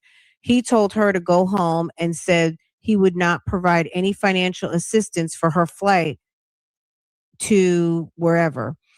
That is where she was going to stay with a friend, and said that since she did not ask to be sent home for a week, she said she should still be paid her salary. She said that that is standard in her type of work arrangement unless the employee asks for time off. After the alleged assault on 12/2/25, victim left her position and left the residence to stay with a friend. Redacted. She said that on 12/9, she returned to the house to get her property at that point, she texted with Diggs, who told her to take up the monetary sum with his assistant. She spoke to name revoked from fiance, who explained that Diggs had requested a signed non-disclosure agreement from victim before she could be paid. Victim did not sign any such document. I told victim that we could proceed. Oh, you guys can't see. I told victim that we could proceed with an investigation and file charges, but she did not. But she said she did not want any charges filed at this time. I told her that as a victim, an officer would be following up regardless. I also let her know that if her mind changed, we could certainly go ahead with further investigation and charges. I also explained the process to her in regards to obtaining a restraining order. She said that she did not wish to seek one. She said that she wanted to go home and had no intentions of returning. Victim was also going to email me any screenshots related to the incident at her convenience. I also sent her to the DV risk assessment form. I also sent her the DV risk assessment form and strangulation suffocation form via email. there were they were returned to me and added to the incident. The screenshots were sent to me and added to the incident. These came from a different number than initially provided. When I inquired about this discrepancy, victim indicated this is the number where she had communicated with Diggs in the past. On 12/10/25 at around 9:45 a.m., I spoke with victim over the phone. We discussed how she would like to proceed. As to the date, she still wanted to hold off on any criminal charges being filed. She asked that I reach out to Diggs and ask him not to contact her anymore. She said that earlier in the week, she received voicemail and text messages from a female that she believed to be Diggs' girlfriend. Based on the messages, victim believed that Diggs somehow knew the police were contacted. The message stated something to the effect that you don't need to do all this. It's not that big of a deal. I assured victim that Diggs had not been contacted yet by any members of the Dedham police. In an attempt to fulfill victim's request to contact Diggs at 10:10 a.m. on 12/20, I contacted Diggs at a phone number provided to me by the victim. The call went straight to voicemail. I identified myself and asked for a call back. On 12/22 at around 1:30 p.m., I attempted to contact Diggs for a second time. It also went straight to voicemail. I left a second message and victim that she also sent notified victim and she also sent me an email for a woman that handles Diggs' business interests. If I hadn't received a call back by 12:23, I will reach out to her. In the meantime, I received an email and a voicemail from victim at 2:12 p.m. and 2:24 p.m. on 12/22. The voicemail expressed interest in going ahead with the criminal charges. I called her twice at around 9:45 a.m. on 12/23, and the number went to voicemail both times. I left a voicemail after the second call. At approximately 9:45 on 12/23, I spoke to victim. She let me know that she had changed her mind from a few days ago and wanted me to go ahead with filing criminal charges in the case. I will be applying for a criminal complaint against Diggs based on victim's statement to me on 12/16/22. Based on her statement, I will be applying for a criminal complaint from the Dedham District Court with the following charges: assault and battery and strangulation or suffocation. And that's it. That's the affidavit. Okay. The week. Okay.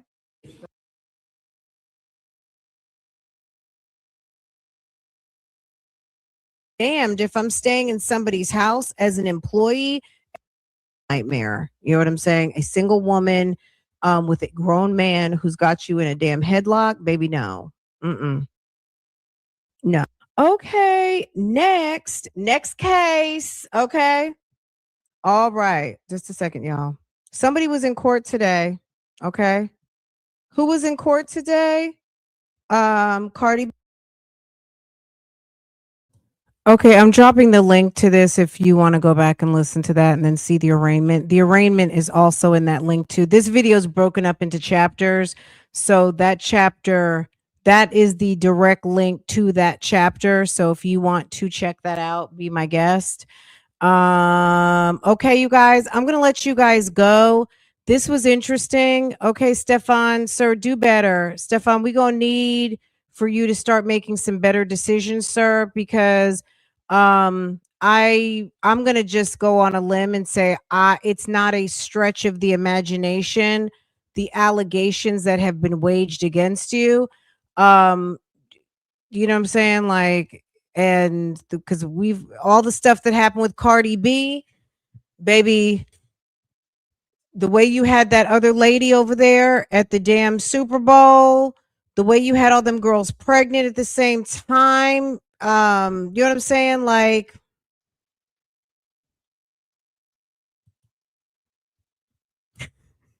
did you think we forgot that you had all them girls pregnant at the same time?